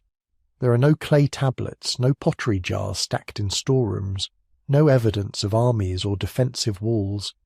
If you walked there 4,600 or 5,000 years ago, you'd see something oddly peaceful. In the moonlight, 6 large platform mounds rise from the desert floor, not pyramids with sharp peaks, but broad terraced structures. Around them, sunken circular plazas, staircases climbing up their flanks, simple houses scattered around the ceremonial core. From above, it looks like architecture that grew out of music and ritual rather than war. And here is the puzzle. Caral Soup was monumental. It required huge amounts of labour, planning and coordination. Yet archaeologists find almost no signs of warfare, no fortification walls, no mass graves of violent conflict, no smashed monuments. Even stranger, all of this blossomed in a culture that didn't yet use pottery. You can pause there, let that sink in. A society capable of organising thousands of people to build massive stone and earth platforms, but still cooking in baskets, gourds and pits instead of fired clay bowls. A society that invested in public architecture and ceremonial spaces, but didn't leave us written records or looming statues of kings. So what drew people into this proto-city? Evidence suggests it might have been trade and ritual. The people of Caral seem to have controlled cotton fields along the river. Cotton may not sound impressive in the dark, but in a world of fishing nets, it was power. They could trade finely made nets to coastal communities, who harvested anchovies and other fish, then bring those dried fish inland as food. Cotton for nets, nets for fish, fish for inland farmers. A triangle of reciprocity. The monumental plazas at Caral might have been gathering places where different communities met regularly to reaffirm the system. Music, feasting, and ritual could have been the glue that held a far-flung network together, a city not built on the backs of soldiers or even bureaucrats, but on the rhythms of trade winds and shared ceremonies, different from Mesopotamia, different from Erlitou, yet still unmistakably an early city. Now trace another line in your imagination, north into the forests and coasts of Mesoamerica. Long before the Maya raised their stepped pyramids, before Teotihuacan's Avenue of the Dead, there were the Olmec. The Olmec heartland lay in the swampy, fertile lowlands of what is now southern Mexico. When you first hear about them, one image stands out. Enormous carved heads, each weighing several tons, with calm, heavy-lidded faces and helmets that might be part of a ritual costume, or maybe something else entirely. Where did you put statues like that? In places that were more than villages. Centres like San Lorenzo and La Venta weren't cities in the modern sense, crowded with stone houses and narrow lanes, but they were organised nodes of population, labour, and ritual. San Lorenzo sits on a plateau that was reshaped by human hands, terraces cut, platforms arranged, drainage systems carved into the earth. La Venta offers a carefully oriented ceremonial core, with pyramid-like mounds, plazas, and buried offerings of jade and serpentine. These places gathered people from scores of nearby communities. They concentrated artisans, rulers, and probably some kind of ritual specialists. Goods flowed in: obsidian, jade, cacao, rubber, exotic shells, and symbolic objects flowed out. Masks, figurines, and those immense stone heads. Urban life here seems to pulse with religion and spectacle. Maybe trade supported it. Maybe control over rare materials did. But what planted these centres on the landscape was more than economics. The entire arrangement suggests cosmology, a belief about how the world is ordered and where humans fit within it. The Olmecs show us that you can get very far toward urban complexity without looking anything like Ur or Memphis. No cuneiform tablets, no papyrus scrolls, different gods, different soils, different crops. Yet still, clustered human life, structured space, monumental building, long-distance exchange, independent, parallel, uneasily familiar, shift again. Head back across the Atlantic, but this time pause not in Mesopotamia, not along the Nile, but slightly south, into a region historians long treated as a side note: Nubia, the Kingdom of Kerma. For much of modern scholarship, African urbanism outside of Egypt was almost invisible. It sat there in the archaeological record, overlooked, half acknowledged, as if civilization needed stone pyramids to count. But recent work has been pulling the curtain back. Kerma, in what is now Sudan, grew up along the Nile just as Egypt did, but it had its own trajectory, its own centres, its own version of urban life. Picture a city where the desert meets the river. Mud brick buildings cluster around a massive multi-storey structure archaeologists call a defufa. Thick walls, internal chambers, perhaps serving as temple, palace, or some combination of both. Around it, neighbourhoods spread out.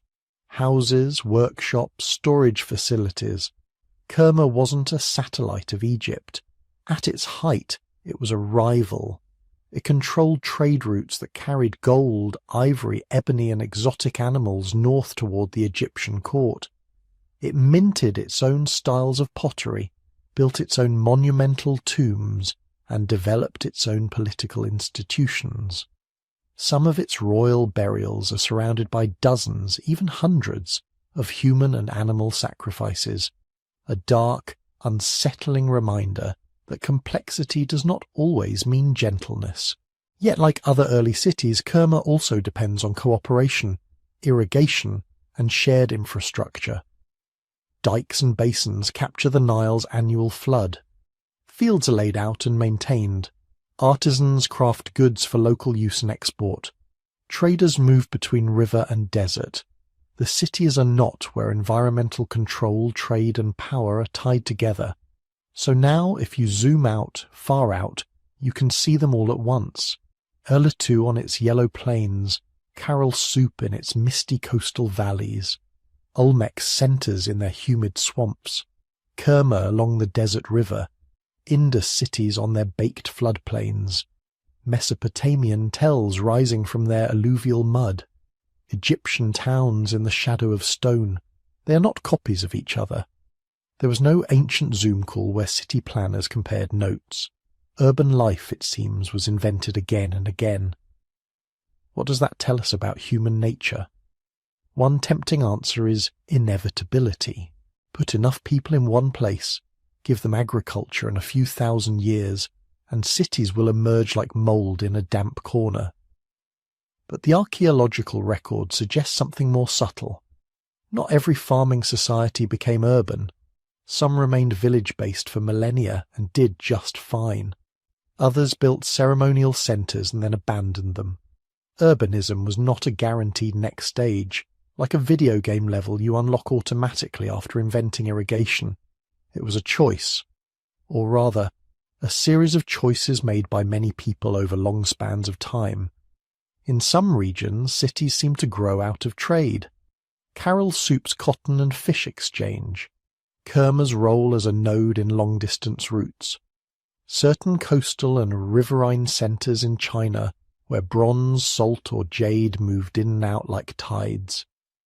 In other places, religion seems to be the main driver. Gobekli Tepe's carved pillars on a Turkish hillside.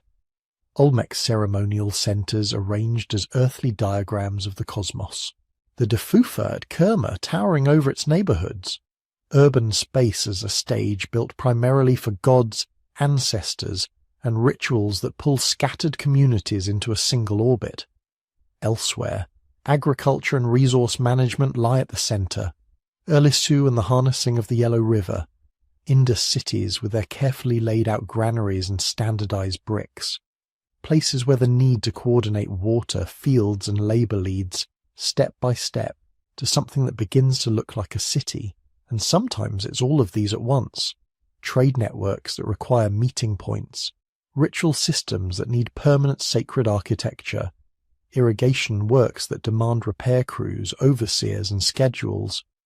As these strands twist together, you get dense nodes of people and infrastructure. You get streets, plazas, storage rooms, archives, neighbourhoods, and social roles that no longer fit into a simple village. Different environments, different crops, different gods, different languages, yet certain threads repeat.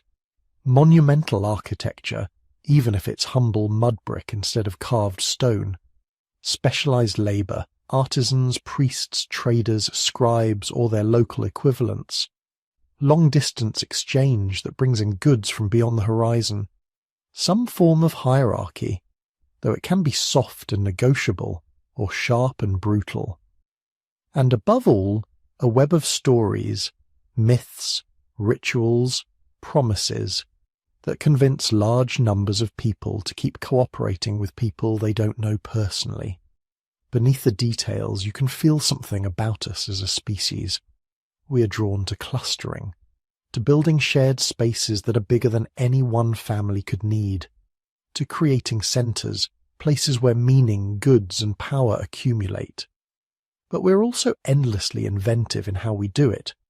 Some cities lean heavily on bureaucracy and record-keeping, others on feasts and processions, some on control of metal, others on control of water, others on control of symbols. Urbanism is not a single invention, like the wheel. It's more like fire. Discovered, rediscovered, nurtured, forgotten and sparked again in different hearths around the world. And if you listen carefully, beneath the rustle of reeds on the Yellow River, the pounding surf of the Peruvian coast, the insects humming in Olmec swamps, the wind over Nubian sands, you can almost hear the same quiet, stubborn question being asked over and over. How big can human cooperation get before it breaks? The first cities were some of our earliest answers, not the final ones, just experiments. Some lasted for centuries, some for millennia, some collapsed and blew away as dust.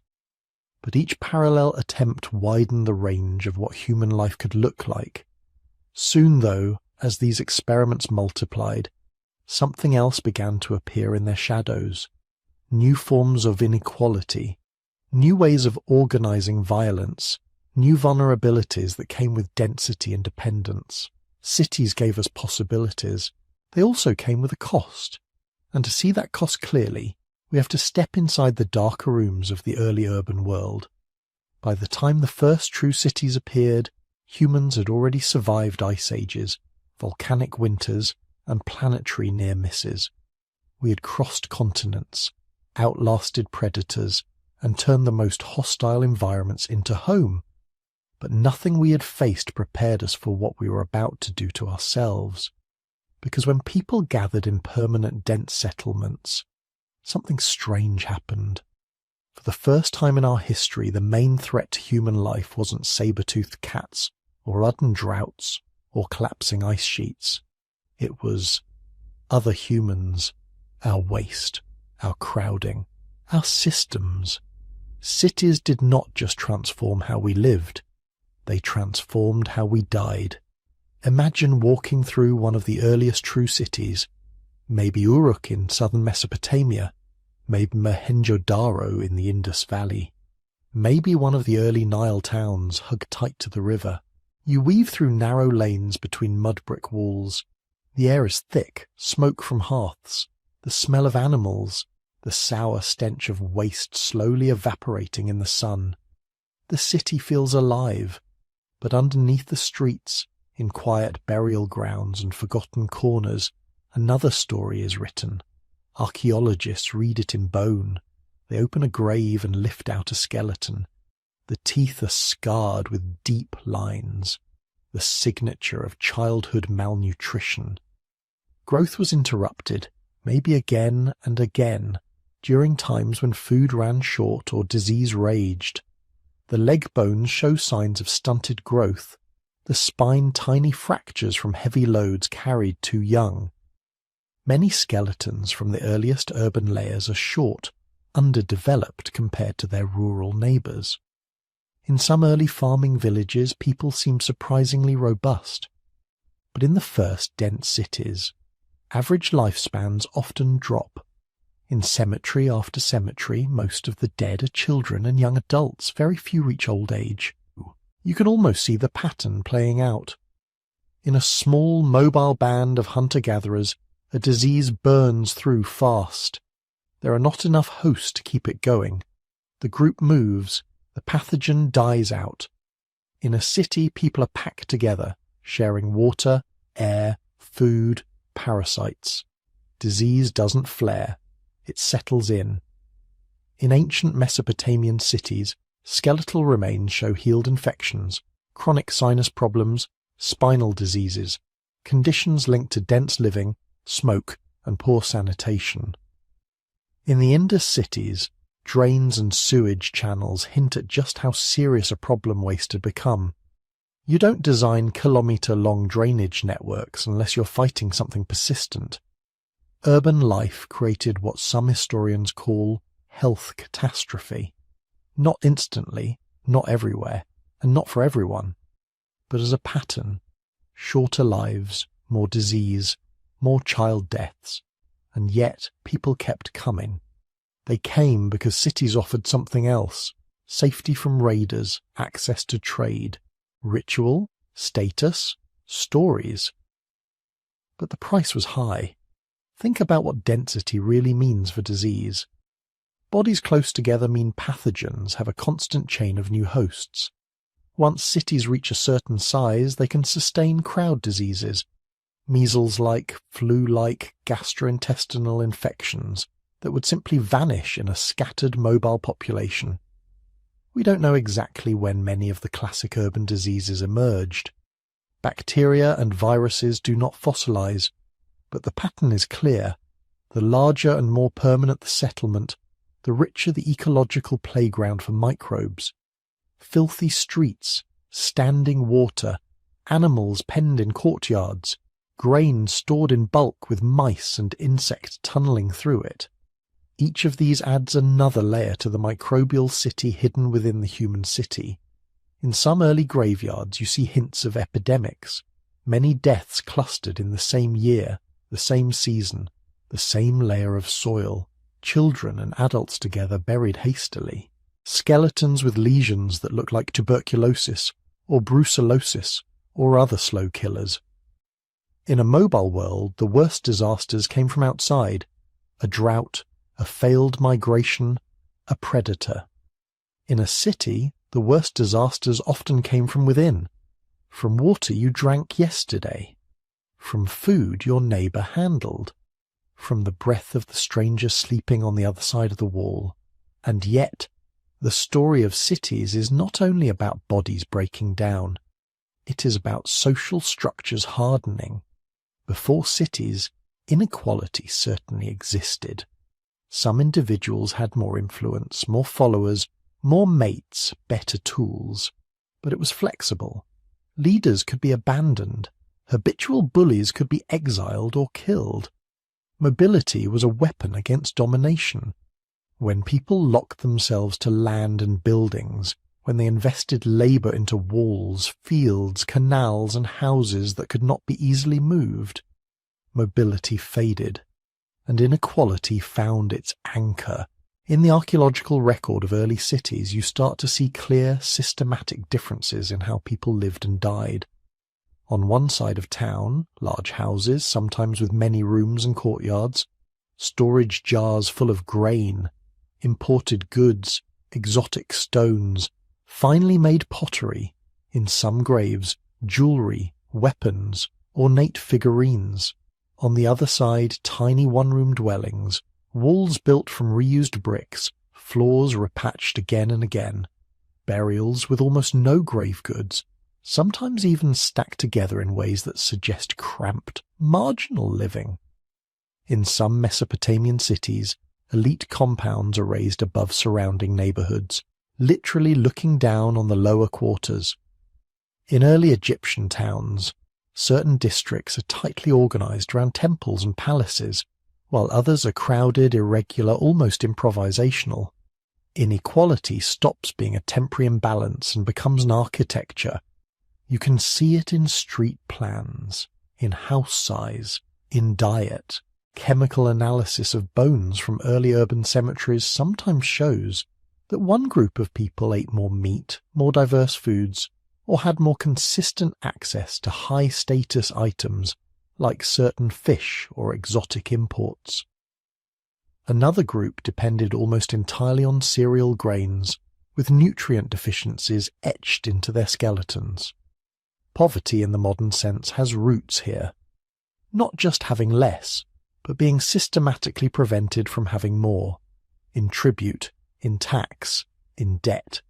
Early clay tablets from Mesopotamia mention people who owe silver or owe grain to temple or palace institutions. When they cannot pay, they can be seized or their children taken as bond labour. Debt becomes a mechanism for pulling people into permanent subordination, and beneath that even darker currents stir, because inequality on this scale almost always rests on coerced work. Forced labour is written into the bones of the early city. In Egypt, long lines of figures carved on tomb walls show workers hauling massive stones, making bricks, digging canals. Official inscriptions describe corvée, labour, seasonal, obligatory work for the state, often enforced with lashes and overseers. These might have been peasants drafted for part of the year, but they had little choice. In Mesopotamia, tablets refer to male and female slaves, allocated to temples, palaces, and private households. Some are clearly war captives, taken in raids or campaigns. Others appear to have been sold because of debt or famine. In the Indus Valley, the picture is murkier. We do not yet have deciphered text mentioning slaves, but we see massive public works, kilns, drains, platforms, requiring organized, repetitive, physically punishing labor. Someone mixed those bricks, carried those loads, stood for hours in smoke and heat. The marks show up in skeletons, damaged vertebrae from heavy lifting, degenerative joint disease in young adults, repetitive stress injuries in shoulders and knees, people whose bodies were used up doing someone else's work. Slavery, forced labor, coercion, these do not begin with cities, but cities amplify them. They make them systemic, record them in writing, embed them in law. You can no longer just walk away from a bad arrangement when your home, your fields, your ancestors' graves, and your debts all tie you to a single place. The city holds you, and the city itself begins to devour its surroundings. Early urban centres were like stars pulling matter into their orbit. People flowed in, so did resources. Wood for fuel and construction, stone for tools and monuments, clay for bricks, reeds, fodder, and above all water and soil fertility. In southern Mesopotamia, cities like Uruk and Ur depended on irrigation. Canals snaked across the floodplain, bringing river water to fields of wheat and barley. For a while this system worked brilliantly. Yields soared, populations grew, but irrigation in a hot, flat landscape carries a hidden cost: salt. As water evaporates from the soil, dissolved salts are left behind. Unless fields are periodically flushed with fresh water or given time to rest, salt slowly builds up. Crop yields decline. Some early Mesopotamian texts lament fields that have turned white, a poetic way of describing salinization. Over centuries, this process may have undermined the very agricultural base that fed the first cities. In other regions, the pattern is deforestation. To build houses, boats, city walls, and to fire endless kilns for pottery and bricks, early urban societies cut down trees around them. Pollen records from lake sediments near some ancient Near Eastern and Mediterranean sites show sudden shifts. Forest species disappear, replaced by scrub and erosion-tolerant plants. In hilly areas, once the trees are gone, rain starts carrying soil away. Hills turn to bare rock, springs dry up. The city lives by converting complex ecosystems into simplified, managed zones: fields, pastures, orchards, quarries. For a while, the conversion looks like progress. Then, often, the land begins to fail. Collapse does not always mean dramatic ruin. Sometimes it looks like slow hollowing out. Fewer people, poorer diets, abandoned neighborhoods, crumbling drains no one bothers to repair. The bright experiment of urban life flickers. And beneath all this, the disease, the inequality, the coerced labor, the environmental stress, there is something more difficult to see in artifacts and bones: the inner cost. For most of our species' history, people lived in groups where everybody knew everybody else. A band of a few dozen, a village of 100, a web of related camps. Faces were familiar, histories were shared. If you met a stranger, it meant something important: a new ally, a new rival, a potential mate. In cities, this changes. You can walk through an early urban street and pass dozens, even hundreds of people you have never met and will never see again. They are not kin, not allies, not enemies. They are just there. This anonymity is powerful. It allows new kinds of freedom. You can reinvent yourself, escape a reputation, think thoughts no one around you understands. But it also allows new kinds of loneliness. We cannot interview the residents of Chatal Hoyuk or Ruk or Mohenjo-Daro about their feelings, but hints appear. In some early urban houses, walls are covered with repeated symbols, marks, and images, as if people were trying to create small islands of meaning in crowded, impersonal environments.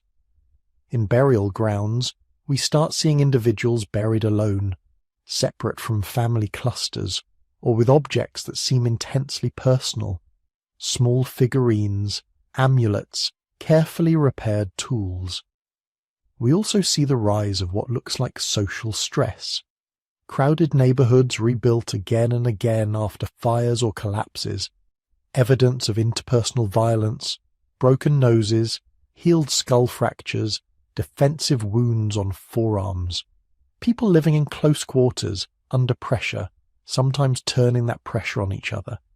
Stories from later city civilizations, myths, laments, wisdom texts speak of alienation, injustice, and fear inside the urban walls. Poets in Mesopotamia complain of corrupt judges and hungry crowds. Egyptian texts describe a city turned upside down, where the poor envy the rich and the streets are unsafe. The psychological effects of being one tiny part of something so big and impersonal were likely profound, even if we can only glimpse them from a distance. And yet, people stayed. They stayed in cities that made them sicker. They stayed in systems that made them poorer. They stayed in landscapes that were slowly wearing out. Why? Because by the time cities truly took hold, many people no longer had a real choice. Once your food comes from fields controlled by temples or elites, leaving means risking starvation. Once your rights are written into laws that apply only within the city's jurisdiction, moving away means losing protection. If your craft, your skills, your identity are tied to urban networks, if you are a potter whose wares are sold through city markets, a scribe whose knowledge only matters in a bureaucracy, a priest whose rituals require a temple, where do you go? Cities create dependency. They offer safety from raiders behind walls, but only if you stay inside. They offer grain from central stores during a bad harvest, but only to those registered in their systems. They offer rituals, festivals, prestige, written contracts, and the promise, just the promise of upward mobility. They also generate fear of being expelled, of being cut off, of falling to the bottom of an increasingly steep social pyramid. So people remained. They had made a bargain, most without ever choosing it consciously, in exchange for security, for access to goods and ideas and community on a scale never seen before. They accepted new vulnerabilities and new forms of control. They traded the risks of the wild for the risks of the crowd. They traded the freedom of movement for the stability of walls. They traded a world where danger came from nature for one where danger came from systems they themselves had built. The first cities were astonishing achievements of human imagination and cooperation. They were also traps, not in a simple villainous sense, but in a deeper evolutionary one. Once enough people stepped into this new pattern of living, once enough resources and memories and stories anchored themselves to brick and stone, it became very hard to step back out. We still live inside that bargain. But before we decide whether it was worth it, we need to look at the other side of the story, the ways cities also expanded what humans could be, the alternatives they almost took, and the paths we may still not fully understand. By now, the story of how cities began might feel slippery. The neat diagrams you saw in school, little arrows marching from foragers to farmers to villages to cities to states, start to look less like history and more like a comforting bedtime story we told ourselves. In this part of the night, as everything grows quieter and slower, we step back and look at the pattern from far above. What if almost everything we thought we knew about the birth of cities is wrong, or at least too simple to be useful? For more than a century, archaeologists and historians repeated a basic idea. Cities required agriculture. They required kings, or something very much like them. You needed full-time rulers, priests, and bureaucrats to organize irrigation, collect taxes, run armies, and manage markets.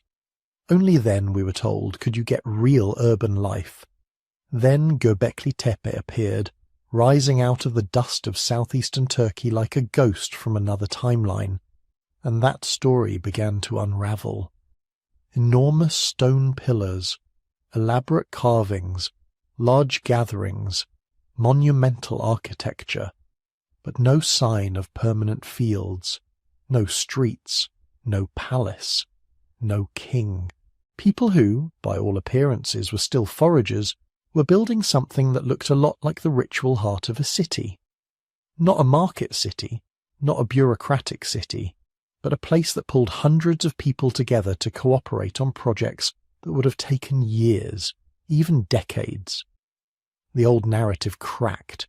It cracked again with Chatal Hoyuk, an enormous settlement with thousands of people, no central temple towering above the rest, no clear palace, no monumental walls, a city without streets, a city without obvious rulers. The more archaeologists dug, the stranger the story became. It started looking less like a straight line and more like a tangle of experiments. Some places had big walls before they had big temples. Some had temples before they had kings. Some had kings without much in the way of monumental architecture. Others had dense populations and long-distance trade, and still no sign of rigid hierarchy. The simple narrative collapsed. Instead of cities required kings, we get something softer but more interesting. Cities required ways of organizing large groups of people, ways of sharing space, labor, stories, and resources. Sometimes that meant kings. Sometimes it meant elders, or councils, or rotating leadership, or arrangements we haven't even imagined yet. The idea that agriculture had to come first is also starting to look shaky. At several early sites, it seems ritual centers, gathering places, came before full-blown farming. People may have gathered to feast and worship, and only later decided it would be easier if some food stayed put with them. Agriculture as an outcome of social and ritual life, not just a technological trigger.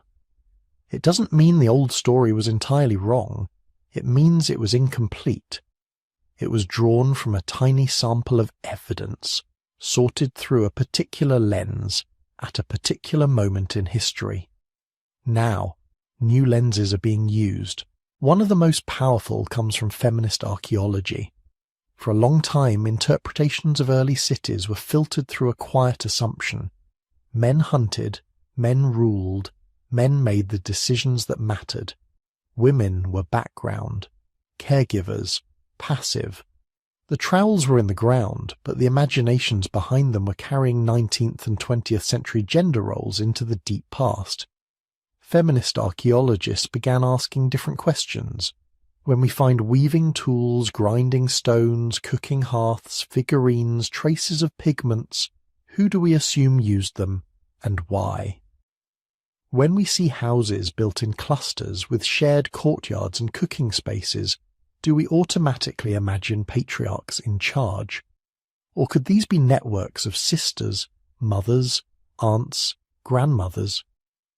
Looking again at Chatal Hoyuk, some researchers notice something striking. Burials of men and women look remarkably similar. Grave goods are not dramatically skewed toward one sex.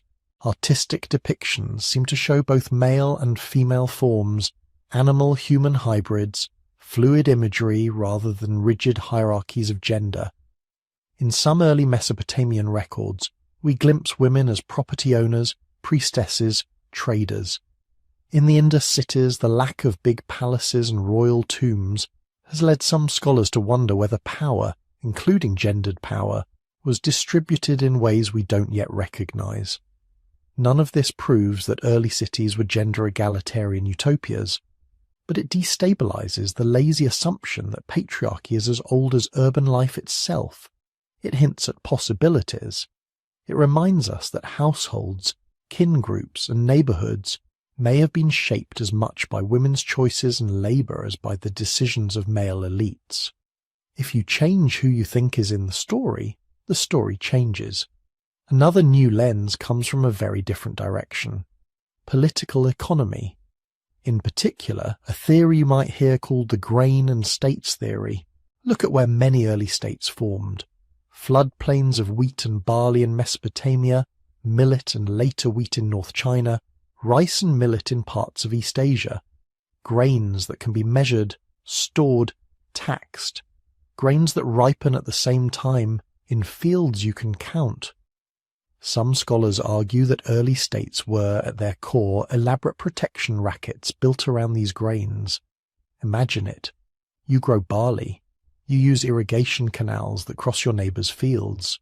Somewhere an official appears. Maybe he calls himself a king. Maybe he speaks for a god. He says, "We will protect the canals. We will protect you from raids. We will ensure the harvest. In return, you owe us a portion of your grain." The grain is easy to see, easy to count, easy to confiscate if necessary. A system emerges. Scribes to track who owes what. Soldiers to enforce collection. Priests to announce ritual justifications. Bureaucrats to manage storage and distribution. From one perspective, this is civilization. Roads, irrigation, temples, writing. From another, it is organized extraction, layered over a basic reality. You must pay to exist safely inside the system. If you refuse, life becomes hard, very hard. In this view, many early cities tied to states were not just centers of culture and trade, they were also hubs where surplus was siphoned off and redirected toward elites, toward armies, toward monuments that glorified the system itself. But not all cities fit this pattern. Gobekli Tepe is older than most of these grain states. Chatal Hoyuk, despite evidence of some farming, does not show the familiar fingerprints of a tax-collecting bureaucratic apparatus. The Indus cities, with their standardized bricks and carefully laid drains, do not scream royal tax office, at least not in any way we can yet detect. They may represent alternative social arrangements that flourished before, alongside and even after hierarchical states emerged. Think of cities held together not by standing armies, but by shared rituals, shared neighborhood obligations, rotating responsibilities, extensive kin networks, and mutual aid. Think of settlements where decisions were made in assemblies, or staged through seasonal councils, or negotiated at the level of clan elders and household heads rather than a single royal centre. Think of urban life where the most imposing structures were not palaces, but granaries, council houses, communal shrines, or simply the crowded pattern of homes themselves. Even in Mesopotamia, where kings and temples loom large, we see hints of other arrangements. Periods where centralized authority weakens and smaller towns thrive. Documents that show ordinary people buying and selling land, making contracts, suing one another, navigating the system rather than being swallowed entirely by it. Archaeology, increasingly, reveals a long prehistory of political experimentation. There were cities that seem highly stratified, huge tombs, rich graves, palaces, clear lines of command. There were cities where hierarchy is almost painfully obvious. But there were also cities where status differences, if they existed, left lighter traces, where houses are similar in size, where burials are modest, where the main monument is infrastructure used by everyone, wells, drains, roads, walls. These are reminders that hierarchy, at the scale we often take for granted today, is not an automatic consequence of people living together. It is one option among many. And that might be the most unsettling lesson of all. The first cities teach us that human possibilities were, and still are, much wider than the narrow band of arrangements we've come to think of as normal. If early people could build dense, long-lived settlements without obvious kings, if they could maintain large-scale trade and shared standards like brick sizes and weights without a single central ruler, if they could create monumental ritual spaces before they had full-time farmers, then hierarchy, strong as it is not destiny. It may be efficient under certain conditions. It may be resilient in particular environments. It may even at times feel inevitable from the inside. But the archaeological record quietly insists humans have tried other ways. They have lived in cities that look less like empires and more like sprawling, complicated neighborhoods. They have organized themselves around rituals instead of rulers, around kinship instead of kingship, around squares and shrines instead of thrones. As you listen in the dark, you can almost hear the hum of those other possibilities still echoing. Part of why these echoes grow louder now is that archaeologists keep finding new things, and old things keep revealing new secrets. Ground-penetrating radar uncovers buried streets beneath modern towns. Satellite imagery traces the ghost outlines of forgotten walls and canals. Micro-remains of plants and animals in ancient soils tell us who was eating what and when. Ancient DNA from teeth and bones shows who moved where, who married whom, who brought new ideas and skills along trade routes no one suspected. Every year there are surprises. A city discovered under jungle canopy, its grid still faintly visible. A temple complex older than expected, evidence of early water management in places thought too marginal. Clay tablets that don't record royal boasts, but debt cancellations, legal disputes, lists of workers paid in grain. Each find tugs at the web of assumptions we've woven around urban origins. And yet, some of the most important questions remain stubbornly unanswered. We still do not know exactly how people at Chatal Hoyuk made decisions together. Was there a council of elders? Did some families quietly accumulate more influence, even if their houses looked the same from the outside? We don't know what language was spoken in the Indus cities, or how their political system actually worked. Was there a ruling council? Rotating leadership tied to guilds or lineages, something we have no modern analogy for at all. We do not know how ordinary women in early cities experienced daily life. Were they relatively free to move, trade, own property, or were they constrained in ways the bones and bricks cannot clearly show? We do not know how many times egalitarian or semi-egalitarian cities rose, flourished for centuries, and then vanished, leaving barely a trace under river sediment or desert sand. We do not know exactly why some cities turned toward increasingly rigid hierarchy while others did not, or why some bounced back and forth between stronger and weaker forms of centralized power across centuries. We may never fully answer these questions. The evidence is fragmentary. Organic materials rot, languages disappear, entire neighborhoods lie beneath modern cities we cannot simply tear down to look at the soil beneath. But uncertainty is not a failure. It is an opening. It allows us to see early cities not as fixed templates we're doomed to repeat, but as experiments in being human together. Some experiments concentrated power and called it divine. Others spread power thinly and embedded it in rituals, customs, and shared infrastructure. Some organized around grain, others around herds or trade routes, or sacred sites visited at certain times of year. All of them were provisional, fragile, contingent. So are ours. As you drift towards sleep, you can imagine those first city dwellers, lying in their crowded rooms, listening to the sounds of their own nights, fires crackling on rooftops, animals shifting in pens, distant drums from a shrine, the murmur of neighbors through mud brick walls. They did not know they were inventing cities. They were just trying to live, to make meaning, to manage conflict, to balance cooperation and competition. They tried one arrangement, then another, then another. In their experiments are clues to what we still might become. So now, at the end of this long, quiet journey, try to hold all of it in your mind at once.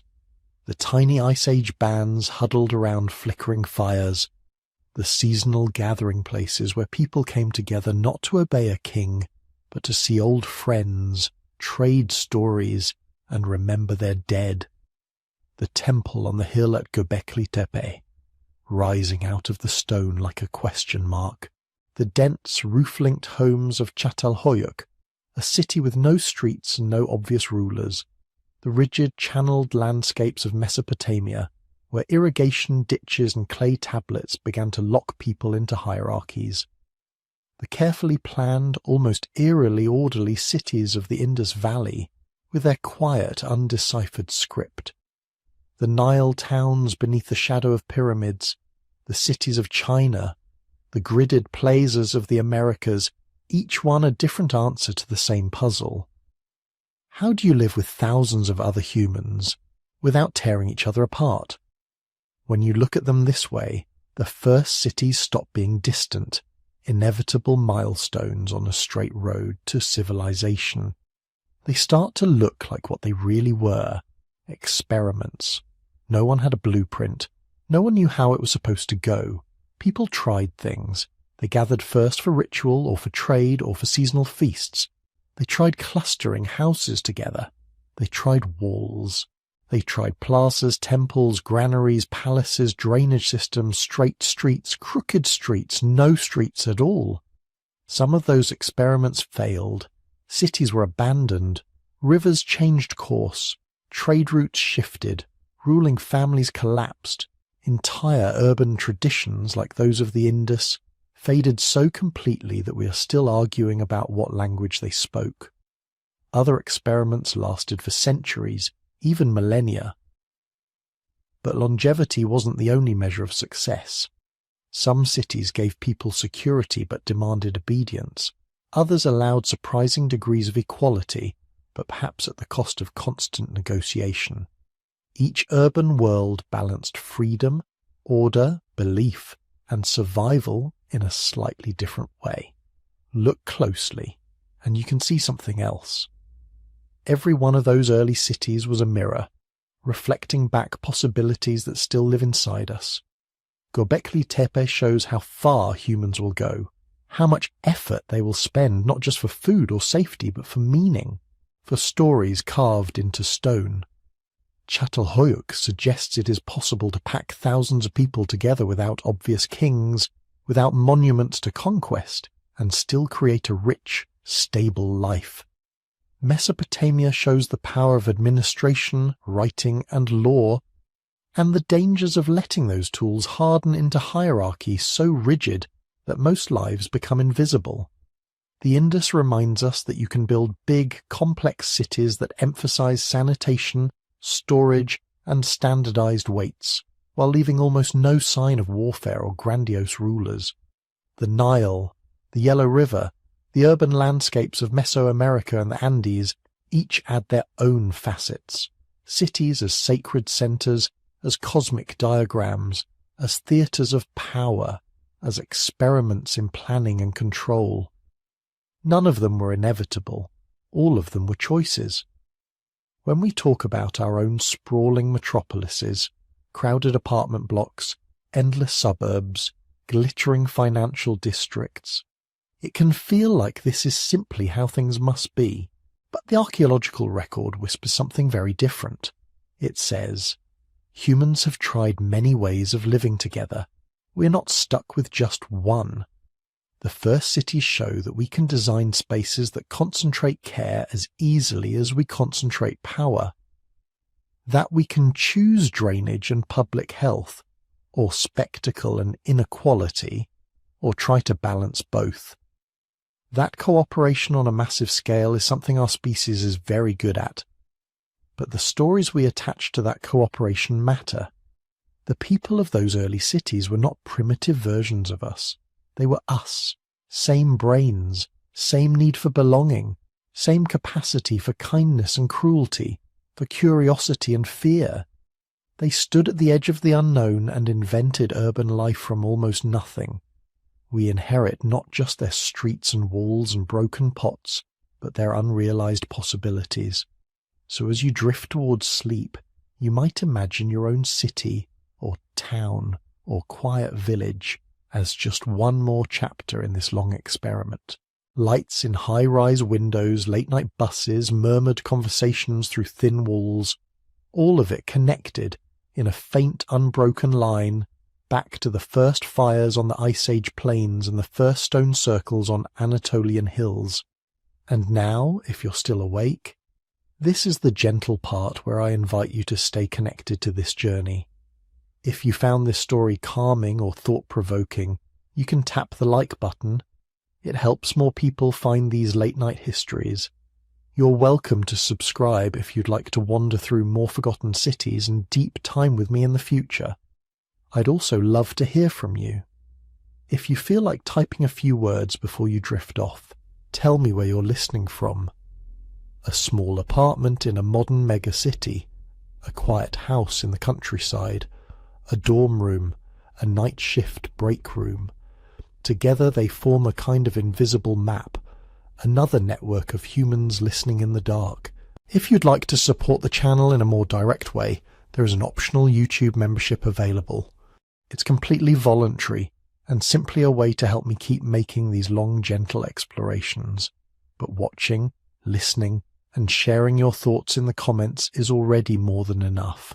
For now, let the noise of today's world fade a little. Remember that for hundreds of thousands of years humans have faced uncertainty, gathered together, argued, dreamed, built, and rebuilt. The first cities rose and fell, but the capacity that made them possible, the ability to cooperate, to imagine, to reshape our surroundings, stayed with us. It's still with you, even now in the quiet. Thank you for spending this time here. Let your eyes close, if they haven't already.